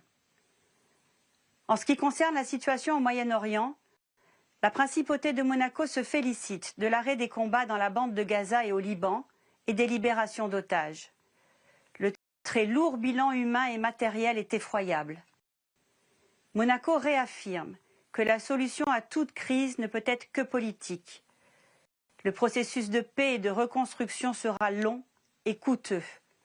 Il ne pourra être mené à bien que dans un climat de paix et de sécurité pour les populations civiles de la région et dans le cadre de la solution à 2 États que nous continuons d'appeler de nos vœux. La situation en Syrie a aussi connu des développements très importants après 13 ans de guerre civile et d'une crise humanitaire sans précédent. Ce Conseil s'est activement mobilisé dès le début de la crise et cet engagement ne s'est jamais démenti jusqu'ici. Les témoignages et les preuves recueillies par la commission d'enquête et par le mécanisme sur la Syrie seront précieux pour établir les responsabilités et lutter contre l'impunité. Excellences, Mesdames, Messieurs, Monaco réaffirme que la paix, le développement durable et les droits de l'homme sont indissociables. Aussi, ce Conseil est-il central pour défendre notre vision d'un monde pacifique, juste, où tous peuvent vivre dans la dignité. Les commissions d'enquête et les missions d'établissement des faits mandatées par l'ONU jouent un rôle important pour répondre aux violations du droit international et du droit humanitaire international. C'est pourquoi, très récemment, au regard des événements dans l'Est de la République démocratique du Congo, Monaco a soutenu la mise en place d'une mission d'établissement des faits lors de la session extraordinaire du 7 février dernier. J'aurais pu également évoquer bien d'autres situations particulièrement préoccupantes, en particulier pour les droits des femmes et des minorités dans de nombreux pays. Toutes les crises mobilisent fortement les ressources du Haut-Commissariat que nous savons toujours insuffisantes. À cela s'ajoutent d'importants défis transversaux qui ont émergé et nécessitent une action coordonnée au niveau mondial. Je pense par exemple aux effets du changement climatique, à la dégradation de notre environnement ou encore au développement rapide de l'intelligence artificielle.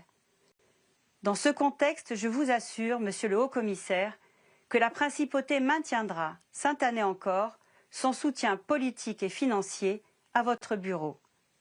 Je souhaite un plein succès aux travaux du Conseil et vous assure du total engagement de la délégation monégasque à cette fin. Je vous remercie de votre attention. Je remercie Son Excellence Madame Isabelle Bero Amadei pour sa déclaration. Now I give the floor to Her Excellency Ms. Melita Gabric, State Secretary for Multilateral Affairs, Economic Diplomacy and Development Cooperation of Slovenia. Excellency, you have the floor.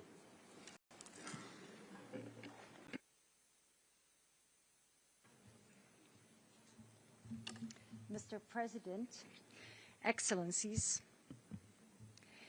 ladies and gentlemen, it is an honor to address this esteemed Council on behalf of the Republic of Slovenia, a country firmly committed to upholding the principles of dignity, equality, and justice for all.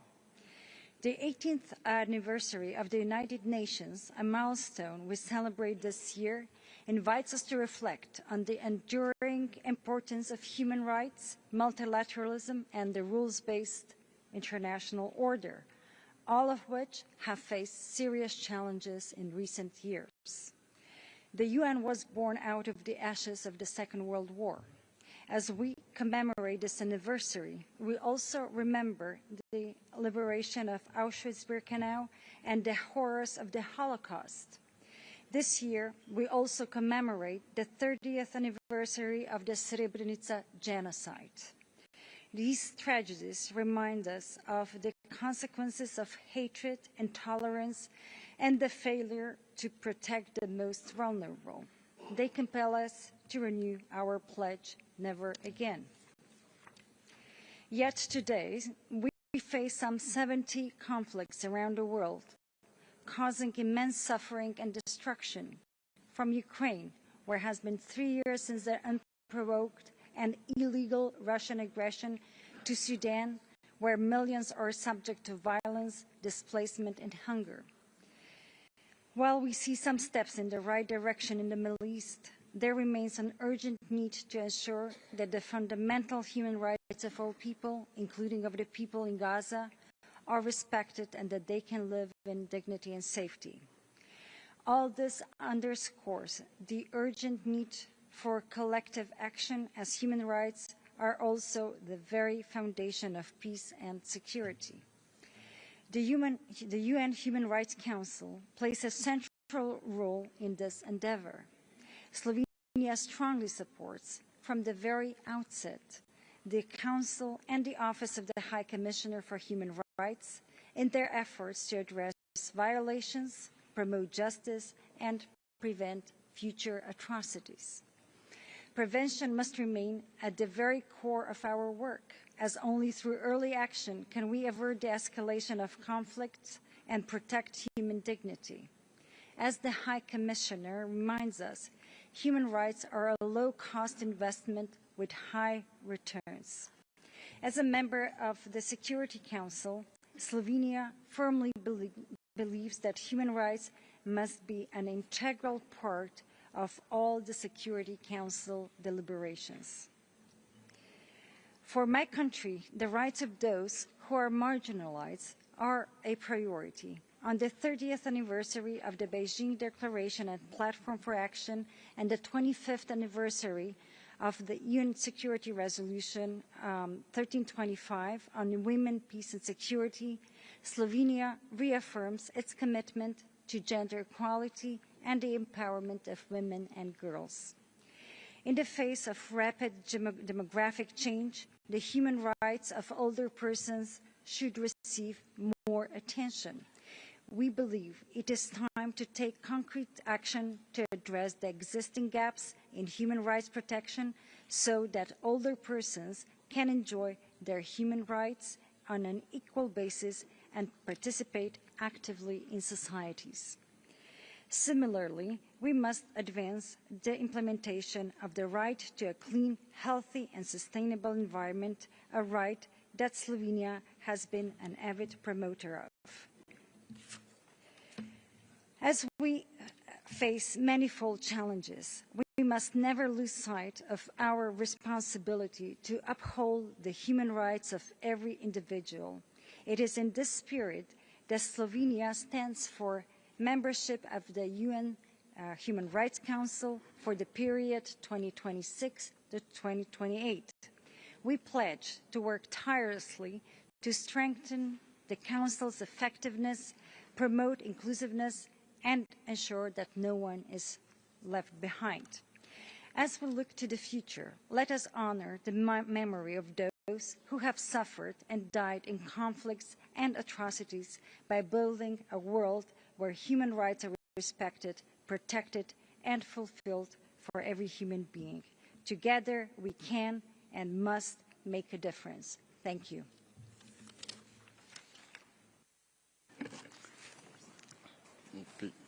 Thank you, Her Excellency, Ms. Melita Gebrich, for a statement. Now we give the floor to Her Excellency, Ms. Varsen Aghabekian, Minister of State for Foreign Affairs of the State of Palestine. Excellency, you have the floor.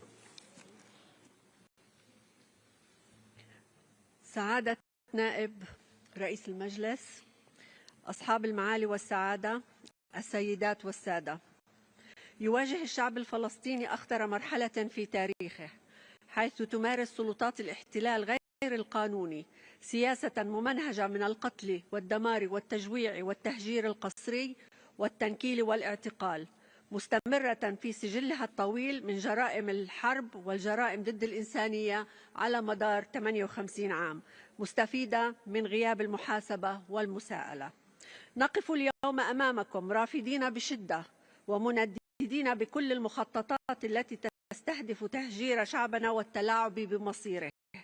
إنها دعوات تجاوزت حدودها لتمس بسيادة دول أخرى، ولا يمكن وصفها إلا بمحاولات مكشوفة تهدف إلى صرف أنظار العالم عن المجازر والاستيطان ونهب الأراضي والاعتداءات المتصاعدة على المقدسات وعربدة المستوطنين. السيد نائب الرئيس، ارتكبت جريمة الإبادة الجماعية بدم بارد في قطاع غزة، حيث استشهد وجرح أكثر من 180 ألف فلسطيني، معظمهم من الأطفال والنساء، فيما يواجه مليونا نازح خطر الجوع والمرض والموت تحت وطأة الحصار. دمرت المستشفيات والمدارس وقصفت أماكن العبادة وكل البنى التحتية. دافع المجتمع بأسره نحو كارثة إنسانية غير مسبوقة. وأمام هول هذه المجازر أصدر أصدرت محكمة العدل الدولية 3 أوامر احترازية في يناير ومارس ومايو 2023 رداً على الدعوى المقدمة من جنوب إفريقيا. وفي الضفة الغربية تتواصل الإعدامات الميدانية والاعتقالات التعسفية، ويستمر الاحتلال في هدم المنازل، بينما يزداد الاستيطان توسعاً لالتهام ما تبقى من الأرض الفلسطينية. تتزايد هجمات المستوطنين على المواطنين العزل تحت حماية جيش الاحتلال الذي يسهم في تأمينها. أيضا هجر أكثر من 40,000 فلسطيني قسرا من منازلهم في مخيمات اللجوء في جنين وطوباس وتلكرم، في أكبر عملية تهجير قسري تشهدها الضفة منذ عقود. إضافة إلى ذلك يفرض الاحتلال حواجز عسكرية أصبحت طوقا خانقا يعزل المدن والقرى محاصرا الفلسطينيين في وطنهم. أما في القدس فتتصاعد وتيرة التهويد والاعتداءات على المقدسات، حيث يمنع الفلسطينيون من الوصول إلى مساجدهم وكنائسهم في انتهاك صارخ لحقوق العبادة وحريات الدين. وتستمر حكومة اليمين في مخططات تفريغ المدينة من سكانها الأصليين. وفي ظل هذه الجرائم البشعة يعاني الأسرى الفلسطينيون في معتقلات الاحتلال من أبشع أساليب التعذيب الهمجية، يتعرضون للضرب المبرح والإهانات اللفظية الهادفة لتدمير كرامتهم، إضافة إلى حرمانهم من الطعام والإهمال الطبي المتعمد. ويواجه باقي الأسرى انهيارا صحيا ونفسيا عميقا نتيجة هذا التعذيب المتواصل في انتهاك صارخ لكل القيم الإنسانية. وبالتوازي تتعرض وكالة الأونروا لهجمة شرسة تستهدف إنهاء دورها وتقويضها باعتبارها شريان الحياة لأبناء شعبنا في كافة أماكن اللجوء، الأمر الذي يتطلب موقفا دوليا بأنه لا بديل لها ولدورها الآن وفي المستقبل، ولا تقليص لمهامها أو إضعاف لتمويلها، إلى حين تحقيق حقوق اللاجئين الفلسطينيين في العودة لوطنهم استنادا للقرار 194.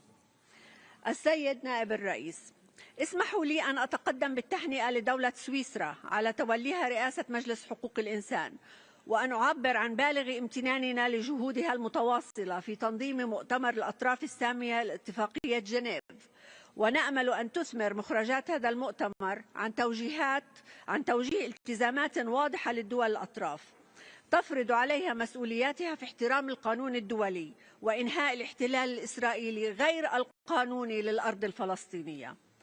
إن الأمن والاستقرار الدوليين لا يمكن أن يتحققا إلا بالتزام دولي جاد ومسؤول لتنفيذ حل الدولتين. وفي هذا السياق يشكل المؤتمر الدولي للسلام الذي سيعقد في نيويورك في منتصف حزيران المقبل تحت الرئاسة المشتركة للمملكة العربية السعودية وفرنسا فرصة تاريخية لبلورة رؤية جماعية تدفع باتجاه إنهاء الاحتلال والاعتراف الدولي الكامل بدولة فلسطين والحصول على عضوية كاملة في الأمم المتحدة، بما يضمن السلم والأمن في المنطقة استنادا إلى قرارات الشرعية الدولية، وعلى رأسها قرارات مجلس الأمن 242 و 338. وفي ظل المحاولات العديدة لإسكات صوت الحق، نجدد مطالبتنا للمجتمع الدولي بضرورة تعزيز دور مؤسسات العدالة الدولية بما فيها المحكمة الجنائية الدولية التي تتعرض لتهديدات وعقوبات بسبب سعيها الجاد لمحاسبة مجرمي الحرب. ونؤكد على ضرورة أن تقوم الدول بالوفاء بمسؤولياتها في هذه المرحلة التاريخية الفارقة، ونحيي تلك الدول التي وقفت بشجاعة في وجه آلة القتل والتدمير واتخذت مواقف أخلاقية وقانونية ثابتة، وأدانت بوضوح الجرائم المروعة المرتكبة بحق الأطفال والنساء والمدنيين العزل، ولم تكتفي بالتنديد بل سارت بخطى ثابتة نحو المحاكم الدولية مطالبة بتطبيق القانون الدولي وإنصاف الضحايا ومحاسبة مجرمي الحرب. السيد الرئيس، أكدت محكمة العدل الدولية في رأيها الاستشاري على عدم قانونية الاحتلال الإسرائيلي وضرورة اتخاذ خطوات عاجلة لإنهائه.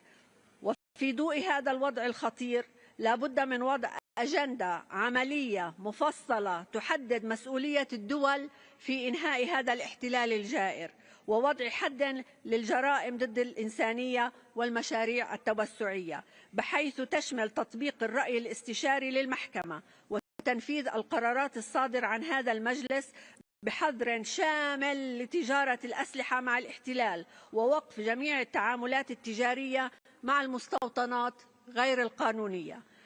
ألم يأن الأوان للعالم أن يحقق عدالة ولو جزئية لأطفال تقطعت أجزاءهم ونساء أشلاءهن في الشوارع وعائلات محيت بالكامل من السجل المدني؟ إن دولة فلسطين ملتزمة بتطبيق القانون الدولي والعمل مع كافة المنظمات الدولية المختصة والشركاء لإحلال السلام والعدالة. لا مجال للانتظار أو التأجيل. حان الوقت للتحرك الفوري لوضع حد نهائي للجرائم الممنهجة ضد الإنسانية وإنصاف الشعب الفلسطيني ومحاسبة المجرمين. وختاما نؤكد أن شعبنا سيواصل حياته في أرض آبائه وأجداده وسيواصل كفاحه المشروع من أجل الاستقلال، وحتما إن الاحتلال إلى زوال. شكرا.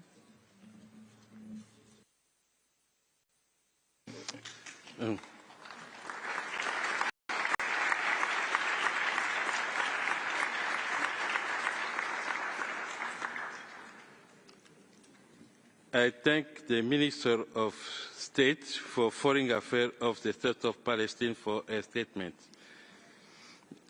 Now I give the floor to His Excellency Mr. Jordan Garlik Ramdan, Minister for Foreign Affairs and European Affairs of Croatia, by video.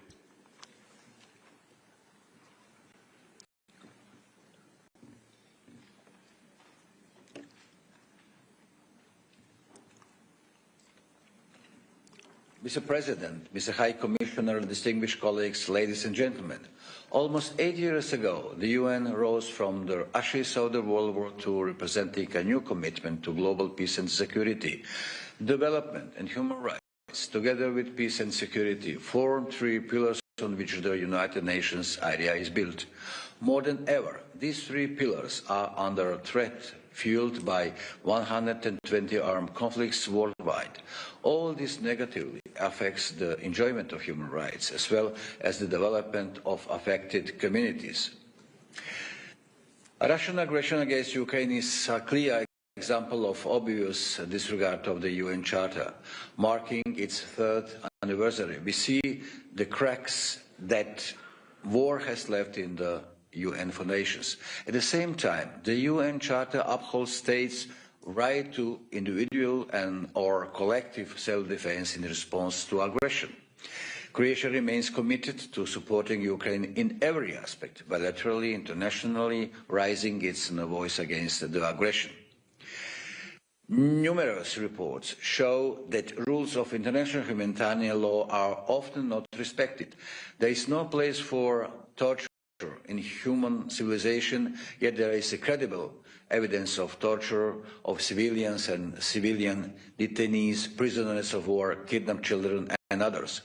The Human Rights Council has a role to play in ensuring accountability for grave violations of international humanitarian law, especially in situations in which the Security Council is blocked.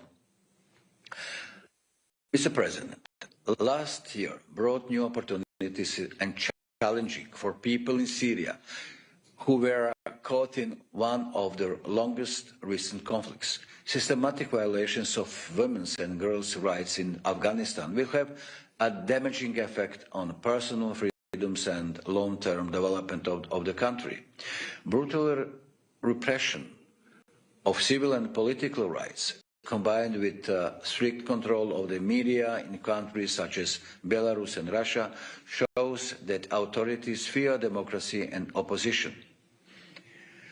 The recent special session on the Democratic Republic of the Congo has relieved horrifying levels of brutality towards civilians, including horrendous levels of sexual violence, demanding accountability for the perpetrators. We welcome the ceasefire between Israel and Hamas and hope it will lead to the release of all remaining hostages held in Gaza. We acknowledge the important role of the International Committee of the Red Cross has played in the hostage release. Mr. President, due to the aggression against my country in the 90s, Croatia has had decades of experience in clearing landmines. Assisting affected countries and helping them in clearing landmines has been one of the cornerstones of our humanitarian efforts. We believe that human rights and humanitarian obligations of states should be part of the policies addressing the presence of mines, including through the implementation of the relevant international instruments. We are pleased to have joint efforts with our cross-regional partners in presenting a new resolution on the impact of landmines on human rights. Mr. President, Croatia is still searching for 1,782 missing persons vanished during the homeland war in the 90s. My country remains committed to find out their fate and whereabouts and strongly invites the other sides to enable access to the archives that could reveal their fate. Croatia is committed to the humanitarian nature of the issue of missing persons. Our efforts have been recognized within the Global Alliance for the Missing. We will continue to serve as devoted co-chairs along with Switzerland for the next 2 years. We are looking forward to the Universal Periodic Review later this year. We shall continue our work within the Human Rights Council and beyond on the universal promotion of these rights for all. Thank you.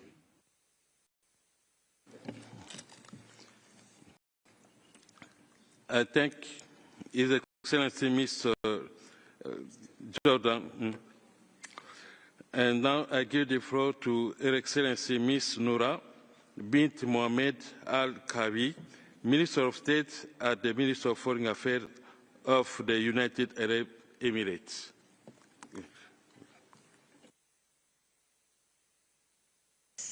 السيدات والسادة، يسرني أن أهنئكم على توليكم رئاسة مجلس حقوق الإنسان، وكل ثقة أنكم ستقودون أعمال المجلس بنجاح. ولا يفوتني أن أتقدم بالشكر لسلفكم سعادة السفير عمر زنبير على جهوده القيمة في إدارة أعمال المجلس، كما نثمن الدور الهام الذي يطلع به مكتب المفوضية السامية لحقوق الإنسان. السيد نائب الرئيس، أن دولة الإمارات ملتزمة التزاما راسخا بتعزيز وحماية حقوق الإنسان، وينعكس ذلك جليا في الجهود التي تبذلها لتطوير تشريعاتها وسياساتها من خلال البرامج والمبادرات التي تساهم في النهوض والرقي بحقوق الإنسان، حيث تحتضن الدولة أكثر من 200 جنسية يعيشون في سلام ووئام في ظل مجتمع متسامح ونظام قضائي كفؤ وعادل. وقد كان عام 2024 حافلا بالعديد من التشريعات والقوانين التي تواكب التنوع السكاني الكبير في الدولة.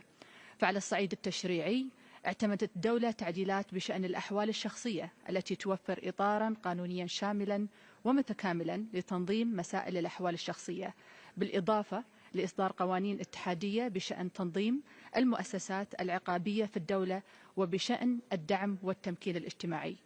وتتصدر حماية الأسرة وتعزيز مكتسباتها سلم الأولويات في جميع السياسات والبرامج الحكومية، انطلاقا من قناعة بأن الأسرة تمثل نواة وطن متسامح وآمن ينعم جميع أفراده بالرفاهية والاستقرار. وفي هذا السياق أصدرت دولة الإمارات قوانين بشأن الحماية من العنف الأسري، وتهدف إلى حماية الأسرة من هذه المخاطر بما يحافظ على كيان الأسرة وترابطها الاجتماعي. ووفق هذا النهج أنشأت الدولة في ديسمبر 2024 وزارة الأسرة كي تعمل على بناء أسرة مستقرة ونشء قادر على البناء والإبداع. أن المجتمع القوي والمستقر يعني وطنا قادرا على تحقيق طموحاته ومواجهة تحدياته والتخطيط السليم للمستقبل، مقولة لصاحب السمو الشيخ محمد بن زايد آل نهيان رئيس الدولة حفظه الله. وفي تجسيد لهذه الرؤية أعلنت دولة الإمارات عن تخصيص عام 2025 ليكون عام المجتمع تحت شعار يدا بيد نحو مجتمع متماسك ومزدهر. كما تواصل دولة الإمارات وبخطى ثابتة جهودها في تمكين المرأة والمساواة بين الجنسين، حيث تتبوأ المرأة في وطن أرفع المناصب وتتواجد في مختلف مواقع القيادة العليا التي تتصل بوضع الاستراتيجيات واتخاذ القرار. وتتويجا لهذه الجهود حصلت دولة الإمارات على المرتبة السابعة عالميا والأولى إقليميا في مؤشر المساواة بين الجنسين لعام 2024 الصادر عن برنامج الأمم المتحدة الإنمائي.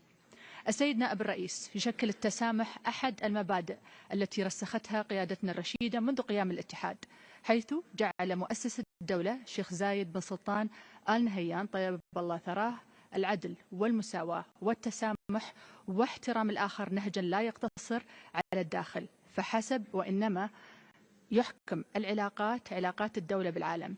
وفي هذا السياق اعتمد مجلس الأمن قرار تاريخيا رقم 2686 حول التسامح والسلام والأمن الدوليين، اشتركت في صياغته دولة الإمارات، ويقر للمرة الأولى بأن خطاب الكراهية والتطرف يمكن أن يؤدي إلى تفشي هذا الداء وتكرار النزاعات في العالم. السيد نائب الرئيس، تحرص دولة الإمارات على تعزيز تعاونها مع مختلف أجهزة ولجان الأمم المتحدة لحقوق الإنسان، وفي هذا الإطار أطلقت وبشراكة مع مكتب المفوضية السامية لحقوق الإنسان برنامجا تدريبيا يهدف لإعداد كادر وطني متخصص في مجال حقوق الإنسان. وفي منتصف ديسمبر 2024 استضافت الدولة المقررة الخاصة المعنية بالعنف ضد النساء والفتيات في إطار زيارة ميدانية أشادت خلالها بالجهود المبذولة والتقدم المحرز نحو مناهضة العنف ضد النساء والفتيات. كما تفخر دولة الإمارات بشغلها عضوية مجلس حقوق الإنسان ل3 فترات، وإذ تؤمن بالدور الهام الذي يطلع به في حماية هذه الحقوق على الصعيد العالمي، يسرني أن أعلن عن ترشح بلادي لشغل عضوية المجلس للفترة من 2028 إلى 2030، حيث نطلع إلى العمل مع كافة الدول لمعالجة قضايا حقوق الإنسان في جميع أنحاء العالم. السيد نائب الرئيس، تواجه منطقة الشرق الأوسط تحديات كبيرة تتطلب تكثيف الجهود الإقليمية والدولية الداعمة لتحقيق السلام الشامل. نضع نصب عيوننا رعاية الإنسان الذي عانى من الحروب والصراعات السياسية، وفي هذا الإطار نؤكد دولة الإمارات على موقفها التاريخي والثابت والراسخ تجاه صون حقوق الشعب الفلسطيني، وتشدد على ضرورة إيجاد أفق سياسي جاد يفضي إلى حل الصراع الفلسطيني الإسرائيلي وإقامة دولة فلسطينية مستقلة ذات سيادة وعاصمتها القدس الشرقية. توجه دولة الإمارات والأولوية القصوى لديها هي دعم الحلول السياسية المبنية على الحوار وتجنب المواجهات والتصعيد وتعزيز العمل الإغاثي والإنساني لرفع المعاناة عن الشعوب. وفي الختام أؤكد لكم عزم دولة الإمارات على مواصلة جهودها نحو تعزيز وحماية حقوق الإنسان والعمل مع الدول الأخرى ومن خلال الأمم المتحدة للارتقاء بحقوق الإنسان في كافة أنحاء العالم. وشكرا السيد نائب الرئيس. I thank you, Your Excellency, for a statement. And now I give the floor to Mr. Endrit Aizeraj, Deputy Minister for Europe and Foreign Affairs of Albania. Excellency, you have the floor.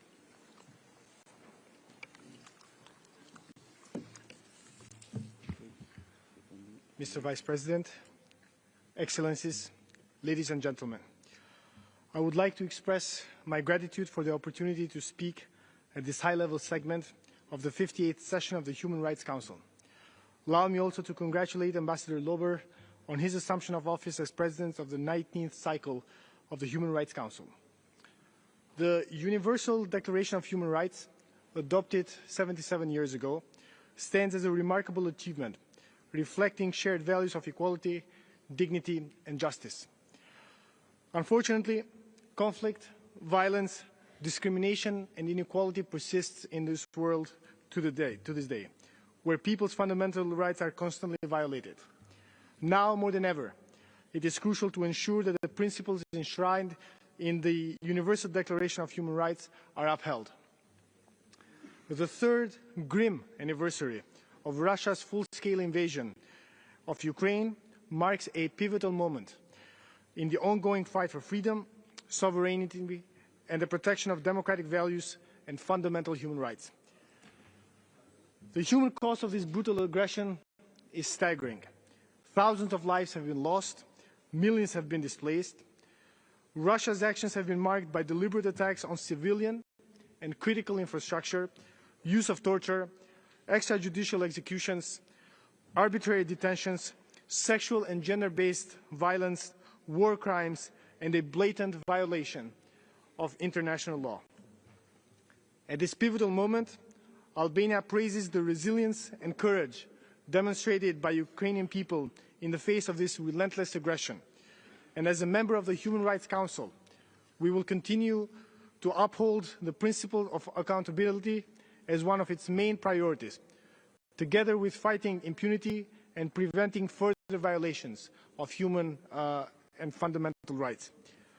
Mr. Vice President, Albania is deeply concerned by the ongoing conflicts and crises affecting various regions across the globe.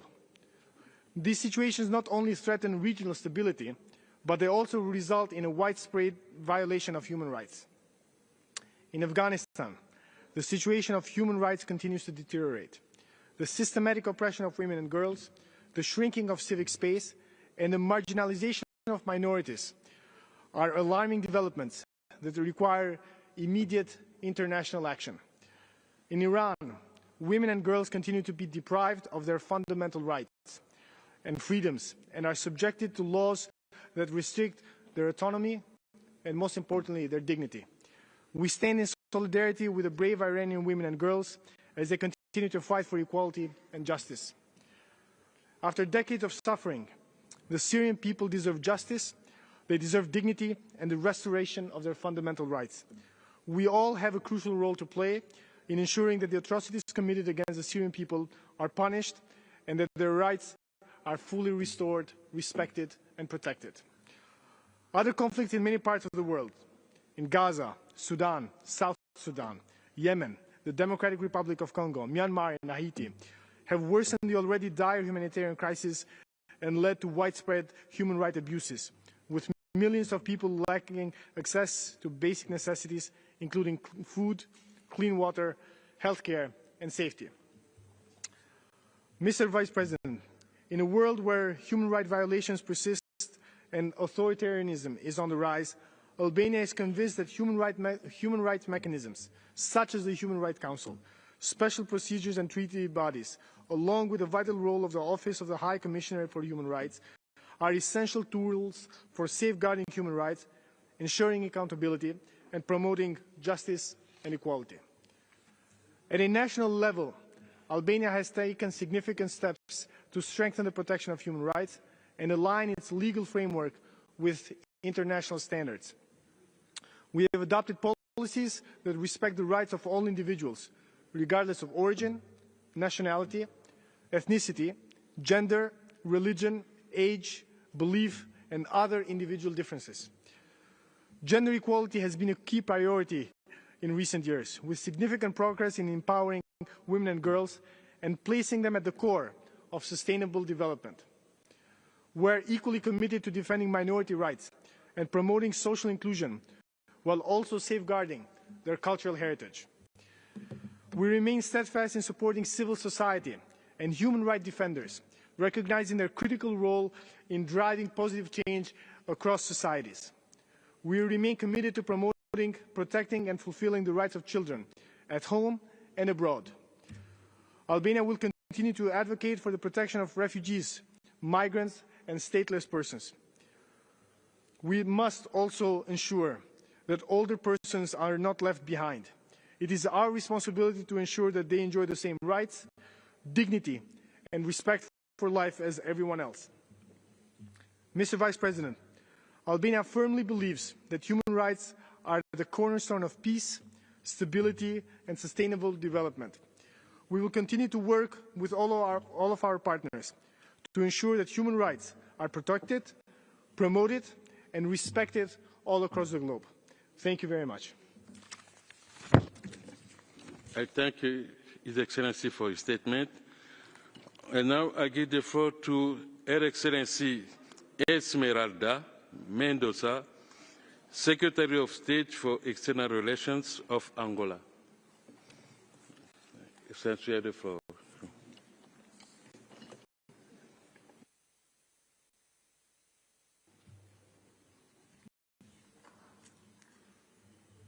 Senhor Presidente, Excelências e ilustres representantes dos Estados-membros, é com elevada honra que participo neste debate e reiterar a confiança da República de Angola ao trabalho do Conselho, seus órgãos e mecanismos, num contexto de vários desafios globais que o mundo atualmente enfrenta. A República de Angola permanece alinhada à Declaração Universal dos Direitos Humanos, assim como a Carta Africana dos Direitos Humanos e dos Povos, e a todos os compromissos de direitos humanos por si ratificados, e tem a sua Constituição assente na defesa dos direitos e liberdades fundamentais e na consolidação do Estado Democrático de Direito, na paz e o desenvolvimento sustentável. O governo angolano participa regularmente das sessões do Conselho de Direitos Humanos, da ONU, tendo sido por 3 ocasiões membro e permanece comprometido com a cooperação contínua com os procedimentos especiais do Conselho de Direitos Humanos, assegurando uma resposta positiva às visitas dos relatores e reforçando o seu compromisso com a transparência e proteção dos direitos humanos. A título de exemplo, destacamos a visita que a perita independente sobre os efeitos da dívida externa efetuou a Angola em maio de 2024, cuja apresentação do relatório decorre durante os trabalhos da presente sessão do Conselho. O ano de 2025 é muito especial para Angola pelo facto de assumirmos a presidência pro tempore da União Africana e comemorarmos 50 anos da independência nacional. Recordo as palavras do secretário-geral António Guterres, há exatamente um ano atrás, neste mesmo Conselho, sobre a relação intrínseca entre os direitos humanos e a paz, ao declarar que os direitos humanos são a base da paz e que o caminho para a paz começa com o pleno respeito por todos os direitos humanos e com a construção de uma cultura de direitos humanos. Evocamos estas linhas para realçar a nossa atuação junto da União Africana, em que assumimos a presidência. A quando a sua assunção como Presidente da União Africana, Sua Excelência Presidente João Gonçalves Lourenço declarou atribuir uma importância central às questões da paz e segurança, que constituem os principais pressupostos das aspirações da Agenda 2063 da União Africana e do programa que estabelece o silenciar das armas até 2030, com vista a transformar a África numa região pacífica, segura, confiante num futuro promissor e de prosperidade para todos os africanos e colocar o continente na rota do desenvolvimento. Neste contexto, Angola encoraja as Nações Unidas, bem como os seus membros e órgãos, inclusive o Conselho dos Direitos Humanos, a conjugarem esforços para a efetivação do desenvolvimento da paz e dos direitos humanos em África e em todas as regiões do mundo. Senhor Presidente, com o início do ciclo político liderado pelo Presidente João Manuel Gonçalves Lourenço, os direitos humanos assumiram outra dimensão e atenção, tendo resultado na melhoria significativa da situação geral dos direitos humanos. Em 23 de janeiro de 2025, Angola participou no 4º ciclo da Revisão Periódica Universal e recebeu diversas recomendações dos Estados-membros, abrangendo áreas cruciais como a saúde, educação e proteção de grupos vulneráveis. Muitas das recomendações recebidas estão em linha com o Plano Nacional de Desenvolvimento 2023-2027.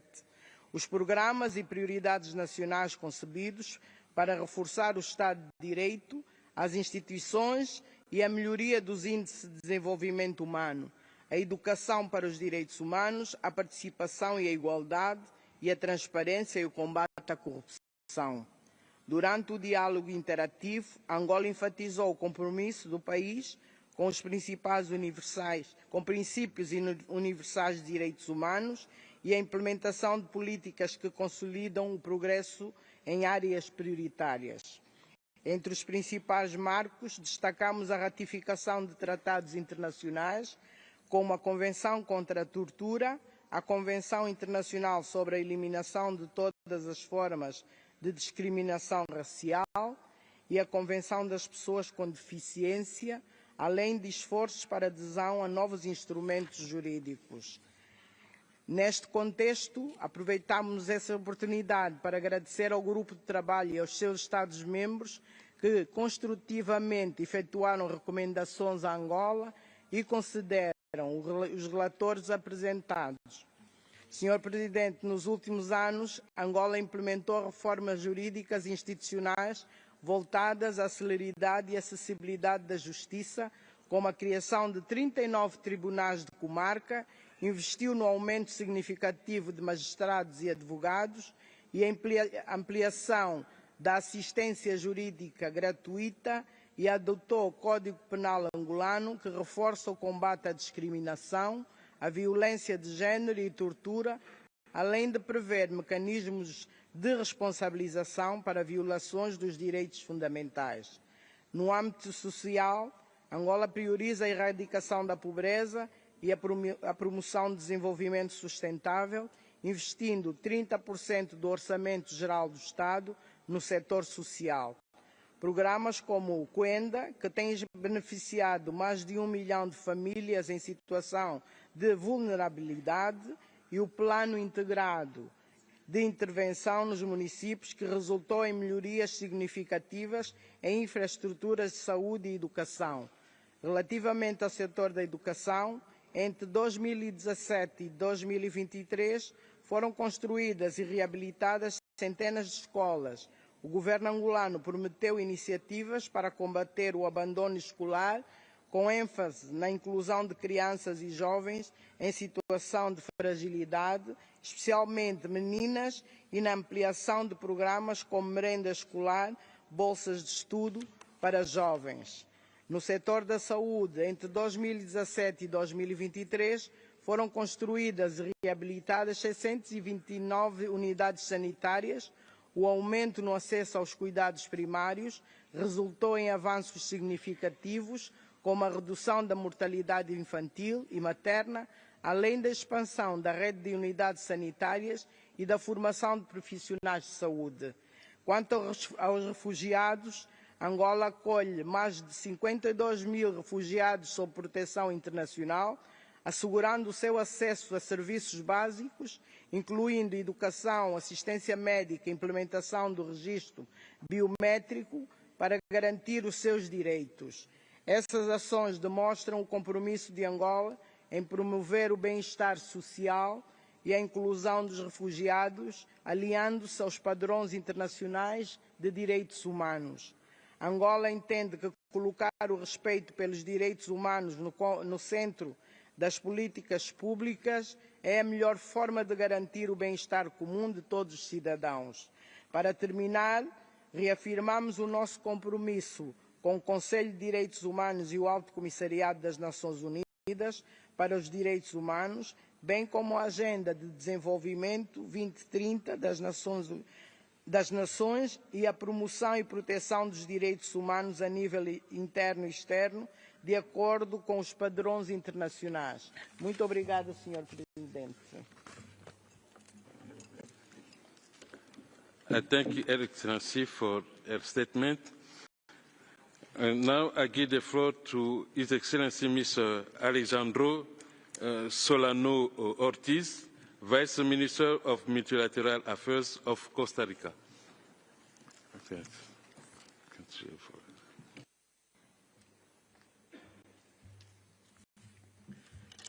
Señor Presidente, señora alto comisionada, excelencias, amigos, atravesamos una época de profunda agitación geopolítica. Las democracias, imperfectas como somos, estamos llamadas a actuar, a liderar en la defensa de la paz y a recordar el papel fundamental del multilateralismo y del derecho internacional que garantiza el respeto por los derechos humanos. El autoritarismo pareciera estar ganando terreno a nivel mundial. Es alarmante cómo algunos intentan maquillarse de democracia, instrumentalizando los poderes judiciales y legislativos para socavar el respeto por los derechos humanos y el Estado de Derecho. Los tiranos se aferran al poder, impunes y con la complicidad de otros estados y de algunas instituciones financieras internacionales. Estas dictaduras clausuran universidades y medios de comunicación, o bien los toman para usarlos como instrumentos de propaganda. Muchos opositores, periodistas, artistas y defensores de derechos humanos son forzados al exilio y arbitrariamente se les priva de la nacionalidad y se les confiscan sus bienes. Presenciamos conflictos armados y anexiones territoriales ilegítimas, masacres de civiles por grupos extremistas y denuncias de crímenes contra la humanidad perpetrados por Estados miembros de la ONU, en ocasiones en colaboración con mercenarios. Se multiplican las violaciones sistemáticas de derechos humanos, los golpes de Estado y la reducción de espacios democráticos. Todo ello exacerbado por la desinformación, las noticias falsas y la triple crisis planetaria de pérdida de biodiversidad, cambio climático y contaminación. Sin embargo, en este clima de creciente división, debemos aprovechar para reafirmar los ideales fundacionales de nuestro sistema internacional. Es crucial promover más espacios de diálogo y de entendimiento, priorizando siempre al ser humano y los valores universales de no discriminación e igualdad. Los derechos humanos deben ser la referencia para avanzar, para lograr un desarrollo sostenible tangible. Las políticas públicas, las iniciativas regionales de cooperación, los nuevos tratados internacionales que se negocian en diversas materias deberán siempre estar guiados por un enfoque basado en los derechos humanos como un piso mínimo del compromiso y acuerdo que oriente su ejecución. Nunca es un buen momento para escondernos, y menos cuando el multilateralismo está siendo objeto de ataques. Es el momento para comunicarnos, para generar más encuentros de discusión, abiertos, transparentes y con la participación de la diversidad de actores. Señor presidente, cada Estado ha asumido sus compromisos de derechos humanos de manera absolutamente soberana y voluntaria, ya sea acogiendo la Declaración Universal y la Declaración de Viena, o bien mediante la ratificación de los diversos instrumentos internacionales. Costa Rica hoy se permite recordar en este foro que en el derecho de los tratados existe un principio clave: los pactos son para cumplirlos, pacta sunt servanda. Es una máxima que además aplicamos a diario en nuestro quehacer diplomático, el valor de la palabra y, si se quiere, del papel. Debe haber coherencia entre los compromisos asumidos y las acciones que se realizan en el terreno. Respetar las obligaciones del derecho internacional de los derechos humanos y el derecho internacional humanitario no es una opción, es un imperativo adquirido soberanamente por cada Estado ante la comunidad internacional y que lo obliga frente a todas las personas en su territorio. Costa Rica insta a todos los miembros y observadores de este Consejo no solo a hablar de derechos humanos, sino a actuar en consecuencia, a respetar no solo los instrumentos internacionales, sino también los regionales. Mi país hace un llamado a redoblar esfuerzos conjuntos para proteger y promover los derechos humanos de todas las personas, y esto empieza en esta sala de negociaciones. Seré muy franco, señor presidente. La membresía de este Consejo es un asunto de enorme privilegio, pero también de gran responsabilidad. Los miembros debemos ser más activos, más participativos y más transparentes. Se hará un irrespeto a este foro, pero sobre todo a las personas en el terreno, a las víctimas de violaciones y abusos de los derechos humanos, que un Estado permanezca pasivo durante su membresía. Todos estamos llamados a actuar, a aprender y tomar posición. En especial, como Estados miembros, la universalidad de los derechos humanos nos llama a ignorar discursos nacionalistas y regionalistas mal concebidos y asumir la responsabilidad de cumplir con el mandato de este Consejo, en todo momento y en cualquier parte del mundo donde se transgredan los derechos humanos. Esta es la valentía que se necesita para multiplicar el ya demostrado poder transformador de este Consejo. El mundo hoy nos demanda proactividad, compromiso y consecuencia con nuestras obligaciones. Como señaló la activista haitiana Jean Dominique, no se puede matar la verdad, no se puede matar la justicia, no se puede matar aquello por lo que luchamos cada día. Muchas gracias. I thank His Excellency for his statement. And now I give the floor to His Excellency Mr. Caspar Veldkamp, Minister for Foreign Affairs of the Kingdom of the Netherlands, by video message.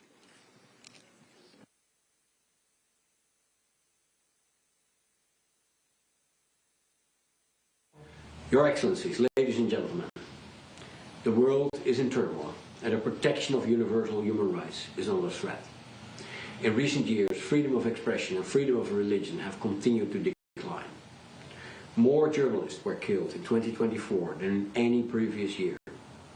And we're all aware of the deplorable humanitarian situation in Ukraine, Sudan, Eastern Congo, Gaza, Myanmar, and other places. Yesterday, we marked the grim 3-year anniversary of Russia's full-scale invasion of Ukraine. And the question we must ask ourselves is, what can we do to improve this situation?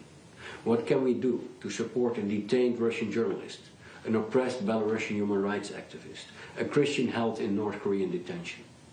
The Human Rights Council is a forum for multilateral dialogue, where we don't gather 3 times a year in Geneva just to make strong statements. It is our collective duty in this Council to uphold and defend the hard-won norms of international human rights, and to make sure that these norms are respected, especially in turbulent times. Excellencies, there can be no peace without justice, and this is why we work tirelessly to restore justice for Ukraine, together with many of you. There can be no impunity for blatant aggression. Victims of Russian aggression deserve compensation. The Netherlands is also firmly committed to achieving justice for the victims of ISIS, like the Yazidi people of Syria and Iraq. We're investigating the establishment of an international tribunal so that the crimes against them do not go unpunished. And the promotion and protection of human rights also requires a strong office of the UN High Commissioner for Human Rights. High Commissioner, we share your concerns about the UN's liquidity crisis and its impact on the human rights pillar. And I would like to reiterate your call for more states to give your office their full support. The Netherlands values strengthening your office in its field presences, which is why we have committed additional funds to support human rights monitoring in the Palestinian territories, in Sudan and Ukraine. When it comes to human rights, my country is obviously not beyond criticism. We all need an independent perspective to see where things need to be improved. And that's why we continue to advocate for civil society organizations to engage with the Human Rights Council. So, Your Excellencies, ladies and gentlemen, our commitment to human rights is not a hopeless endeavor. There are signs of hope, like in Syria, where an opportunity for a more peaceful and inclusive society exists. Across the world, people are demanding universal human rights, and we have a responsibility to strengthen their voices. Please be assured that the Netherlands remains your partner in promoting and protecting human rights. Thank you. I thank His Excellency for the statement. Now I give the floor to Ms. Mariana Betsa, President of the International Committee of the Red Cross.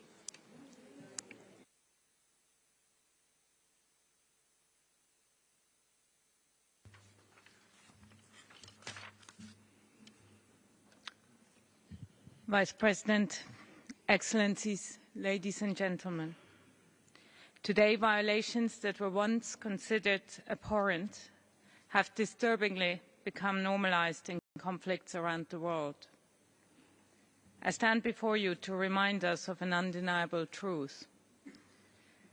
Every patient killed in a hospital bed, every family buried under the rubble of their home, every hostage stolen from their loved ones, and every prisoner tortured and deprived of basic dignity. Every city leveled and every village destroyed. These are not unfortunate realities of war. They are a betrayal. We must not become numb to the fact or that fact. or we risk sleepwalking into a world where the barriers that once restrained brutality in war are removed. The scale of suffering we witness is not inevitable. It is the direct result of dismissive interpretations of international humanitarian law. But people have the power to change course. It will require, though, courage and leadership to move past political divisions and recommit to the fundamental belief that human life must transcend political divides, both in war and in peacetime. Excellencies, together, international humanitarian law and international human rights law share a common goal: to protect human life, health and dignity, no matter what country you were born in or what side of the front line you live on. These bodies of law are mutually reinforcing. They need one another. The erosion of respect for one contributes to the erosion of the other. In war, how can the right to health be fulfilled if hospitals are bombed? How can the right to food prevent hunger if crops are destroyed? How can children see their right to education come true if schools are attacked? There's no right to life when civilians and the infrastructure that they rely on for survival are systematically targeted. International humanitarian law exists to protect them in times of war. The way wars are fought today will inform the way they are fought tomorrow. Where basic humanitarian rules are violated, rebuilding costs skyrocket and new security threats arise. We can choose a different path, one that promotes life, stability and prosperity. This starts with committing to international humanitarian law and making it a political priority. The ICRC, together with Brazil, China, France, Jordan, Kazakhstan and South Africa, in September launched a global initiative to revive political commitment to international humanitarian law. Many states have since joined, and I hope that many more will continue to do so. Mr. Vice President, at this time of tectonic political shifts, the pressure for humanitarian organizations to pick a side is at a fever pitch. We, as the ICRC, will not bend to it. If we did, we would lose our ability to help people on all sides in the world's most contentious theaters of armed conflict. States do not need to be neutral, but they need the ICRC to fulfill the role. A neutral humanitarian body is a vital feature of the international peace architecture, and without which the entire system is weaker.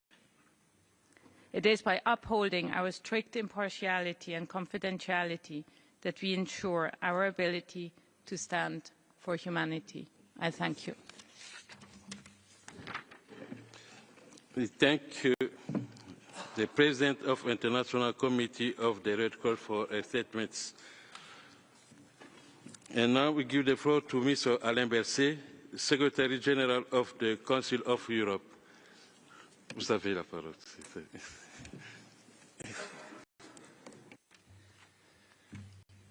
Monsieur le Vice-président, Excellences, Mesdames et Messieurs, je crois qu'aujourd'hui nous pouvons nous demander ensemble, nous rappeler pourquoi nous existons. Pourquoi est-ce que les Nations Unies ont vu le jour il y a 80 ans? Pourquoi et comment le Conseil de l'Europe, l'institution que je représente ici, souffle un vent de liberté, un vent de justice avec la Convention européenne des droits de l'homme depuis 75 ans? Eh bien, c'est parce que c'est dans la paix, ou formulé autrement dans le refus de vivre la guerre, que nous trouvons nos origines conjointes. Et maintenant, pourtant, la guerre sévit à nouveau, même sur le sol européen, en Ukraine, Depuis 3 ans, le Conseil de l'Europe a fait du soutien à l'Ukraine sa priorité. Nous nous sommes engagés autour de 3 axes d'action qui, tous les 3, sont fondamentalement ancrés dans la défense des droits humains. D'une part, la justice, que l'impunité ne l'emporte pas pour toutes les violations de droits humains qui ont été perpétrées. Deuxièmement, la protection des enfants ukrainiens. Et troisième élément, la reconstruction du pays. Et le principe dans tout ça est clair. Le principe d'action est très clair, c'est non à l'impunité. Ces dernières semaines, nous avons pu réaliser des progrès importants pour la mise en place d'une commission des réclamations fondée sur le registre des dommages, ainsi que pour la création d'un tribunal spécial pour le crime d'agression. Et c'était aussi une des priorités, de nommer une envoyée spéciale pour la situation des enfants d'Ukraine. Alors maintenant, Monsieur le Vice-président, Excellence, j'aimerais poser devant vous la thèse suivante. Il n'y a pas de protection efficace et stable des droits humains sans un état de droit qui fonctionne. Il n'y a pas d'état de droit stable et accepté et qui fonctionne sans une démocratie qui fonctionne. Et il n'y a pas de démocratie sans un investissement massif dans l'éducation et sans que toutes et tous acceptent de jouer dans les règles du jeu démocratique. Je dis cela parce que je crois que fondamentalement, la démocratie est essentielle pour avoir une défense stable et efficace des droits humains. Et en même temps, partout dans le monde, y compris en Europe, nous constatons que la sauvegarde de la démocratie est un combat quotidien. C'est l'un des grands chantiers auxquels nous devons nous attacher. Nous devons rénover le pacte démocratique, pas juste regarder les choses nous filer entre les doigts. Et c'est pour ça que j'ai lancé un grand projet de renouvellement du pacte démocratique avec l'éducation qui en est le cœur et le moteur. Nous avons engagé des actions dans ce sens pour contrer les reculs démocratiques, pour contrer les montées d'autoritarisme et de populisme, ainsi que tout ce qui menace par ailleurs la démocratie et nos sociétés démocratiques, notamment au travers de la désinformation. Pour défendre les droits humains, nous avons besoin de conditions. Et ces conditions, ce n'est pas d'accepter de vivre dans un monde qui soit dominé par la force, la violence, le rapport de force et l'impunité. Alors que, le rappelait le secrétaire général des Nations Unies en septembre dernier à New York, le niveau d'impunité dans le monde dans lequel nous vivons aujourd'hui n'a jamais été aussi élevé depuis des dizaines d'années. Ce n'est pas ce monde-là que nous voulons. Nous devons tout faire ensemble pour vivre dans un monde dans lequel les relations entre États sont fondées sur le droit, dans lequel les relations sont prévisibles, dans lequel l'environnement de paix peut être créé et poursuivi et que chacun soit redevable de ses actes, en particulier dans les cas où il y a des violations de droits humains. Pour conclure, Monsieur le Vice-président, Excellences, Mesdames et Messieurs, nous devrons ensemble saisir cette situation aujourd'hui. Que se passe-t-il aujourd'hui? Parfois, durant des décennies, il ne se passe rien. Et tout à coup, pendant une semaine, il se passe des décennies. Ce moment, c'est maintenant. Et nous devons le saisir pour construire ensemble un monde plus juste, plus sûr, plus durable. Et dans un monde en pleine mutation, revenir aux fondamentaux. Et les fondamentaux, ce sont les droits humains, la défense des droits humains. C'est la défense de l'état de droit. C'est la défense de la démocratie. Nous devons le faire ensemble. Il y a des alternatives au multilatéralisme. Elles existent, mais elles sont toutes très mauvaises. Merci de votre attention. Nous remercions Son Excellence, Monsieur le Secrétaire général du Conseil de l'Europe pour son allocution. Nous allons maintenant écouter Son Excellence, Monsieur Zacharias Aliano da Costa, Executive Secretary of the Community of Portuguese-Speaking Countries.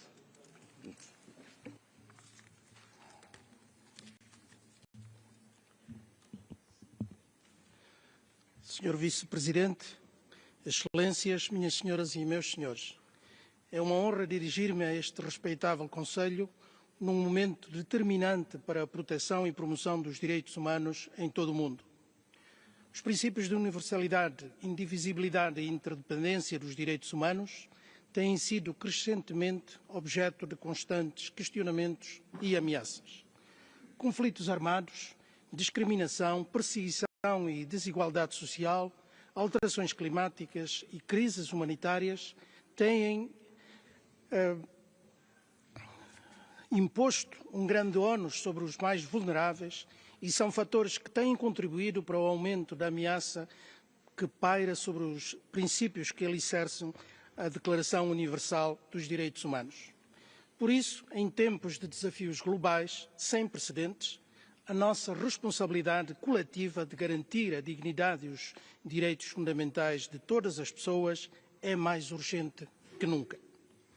É nossa responsabilidade, enquanto membros da comunidade internacional, reafirmar o nosso compromisso inabalável com a defesa dos direitos humanos, sem relativizações ou concessões. Senhor Vice-Presidente, Excelências, a Comunidade dos Países de Língua Portuguesa, CPLP, tem demonstrado a sua dedicação quanto à promoção dos direitos humanos, reforçando a cooperação multilateral e fomentando iniciativas que visam fortalecer o desenvolvimento sustentável, a justiça social e a equidade. A importância fundamental dos direitos humanos e o seu primado são um princípio que está inscrito de forma inequívoca na nossa Declaração Constitutiva e nos nossos estatutos, refletindo o compromisso de todos os nossos Estados com a dignidade e o respeito pelos direitos dos indivíduos. A CPLP tem se esforçado para garantir que a paz, o multilateralismo e o respeito pelos direitos humanos sejam promovidos ativamente em suas ações. Com o objetivo de fortalecer ainda mais a nossa cooperação, a CPLP tem trabalhado para melhorar a capacitação dos nossos Estados-membros, com o apoio do Sistema das Nações Unidas, no sentido de aprimorar a apresentação de relatórios aos mecanismos dos tratados internacionais de direitos humanos, incluindo a revisão periódica universal. Por outro lado, o compromisso integral da CPLP com a abolição da pena de morte e a criação de uma rede interministerial de direitos humanos são exemplos concretos desse empenho. Esta rede foi criada com o propósito de aprofundar ainda mais a temática dos direitos humanos no espaço da CPLP e promover um trabalho colaborativo mais robusto. Esperamos contar com o apoio e cooperação do Alto Comissariado das Nações Unidas para garantir a melhor estruturação e operacionalização desta rede e o seu sucesso. Excelências, na CPLP temos sido muito sensíveis à emergência climática que enfrentamos e que afeta diretamente os direitos fundamentais das nossas populações. A presidência em exercício da CPLP, que tem como tema juventude e sustentabilidade, reflete nossa responsabilidade enquanto cidadãos, decisores e governantes com o combate às alterações climáticas, à perda da biodiversidade e à degradação ambiental, que representam uma ameaça existencial não apenas para as gerações futuras, mas também para as atuais. Este Conselho tem um papel fundamental em assegurar que nenhum direito seja tratado como secundário e que nenhuma violação permaneça impune. É com este espírito de urgência e compromisso que a CPLP está a promover um debate interno sobre o reconhecimento do conceito de clima estável como um objeto jurídico no direito internacional. Acreditamos que essa reflexão é inovadora e queremos incluir nela outros parceiros de desenvolvimento para que juntos possamos enfrentar os desafios que nos esperam. Senhor Vice-Presidente, Excelências, em nome dos valores e ideais que procuram relativizar as conquistas e os avanços que conseguimos até aqui, assistimos diariamente ao respeito e à violação das liberdades mais fundamentais. Em face disso, a CPLP une-se àqueles que alertam para o facto dos direitos humanos estarem efetivamente em perigo. Por isso, celebramos e apoiamos o trabalho deste Conselho, que tem sido incansável na denúncia e no alerta constante sobre as violações que persistem em várias partes do mundo. Agradeço a todos aqueles que, de forma incansável, trabalham diariamente pela defesa dos direitos humanos e que se encontram comprometidos com um futuro mais justo para todos. Com o vosso exemplo inspirador, vamos continuar a transcender discursos e conseguir avançar com políticas concretas, comprometidas e eficazes. Muito obrigado.